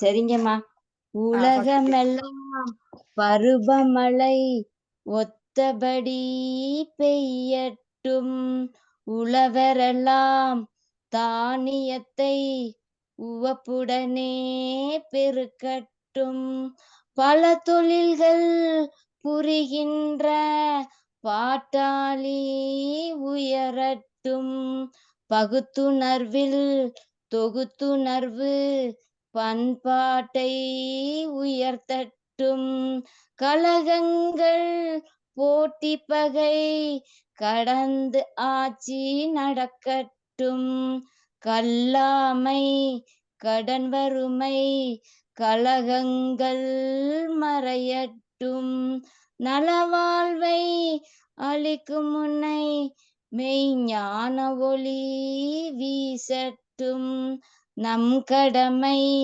அறவாழ்வில் நாட்டத்தே சிறக்கட்டும், நம் கடமை அறவாழ்வில் நாட்டத்தே சிறக்கட்டும், வாழ்க வையகம், வாழ்க வையகம், வாழ்க வளமுடன். நன்றி அம்மா. வாழ்க வளமுடன். வாழ்க வளமுடன். மிக்க நன்றி. நன்றிங்கம்மா. வாழ்க வளமுடன். இன்றைய ஆனந்த யோக பயிற்சியிலே பங்கேற்ற அனைத்து இறை தொண்டர்களுக்கும் கலந்து கொண்ட இறை அன்பர்களுக்கும் நன்றிகளும் வாழ்த்துக்களும். இத்துடன் இந்நிகழ்வை நிறைவு செய்து கொள்கிறோம். மீண்டும் இரவு 8:30 மணிக்கு இறை ஆசிரியர் இறை மதன்குமார் ஐயா அவர்களுடைய தற்சோதனை நிகழ்வில் சந்திப்போம். மிக்க நன்றி. நன்றி. வாழ்க வளமுடன். வாழ்க வளமுடன்.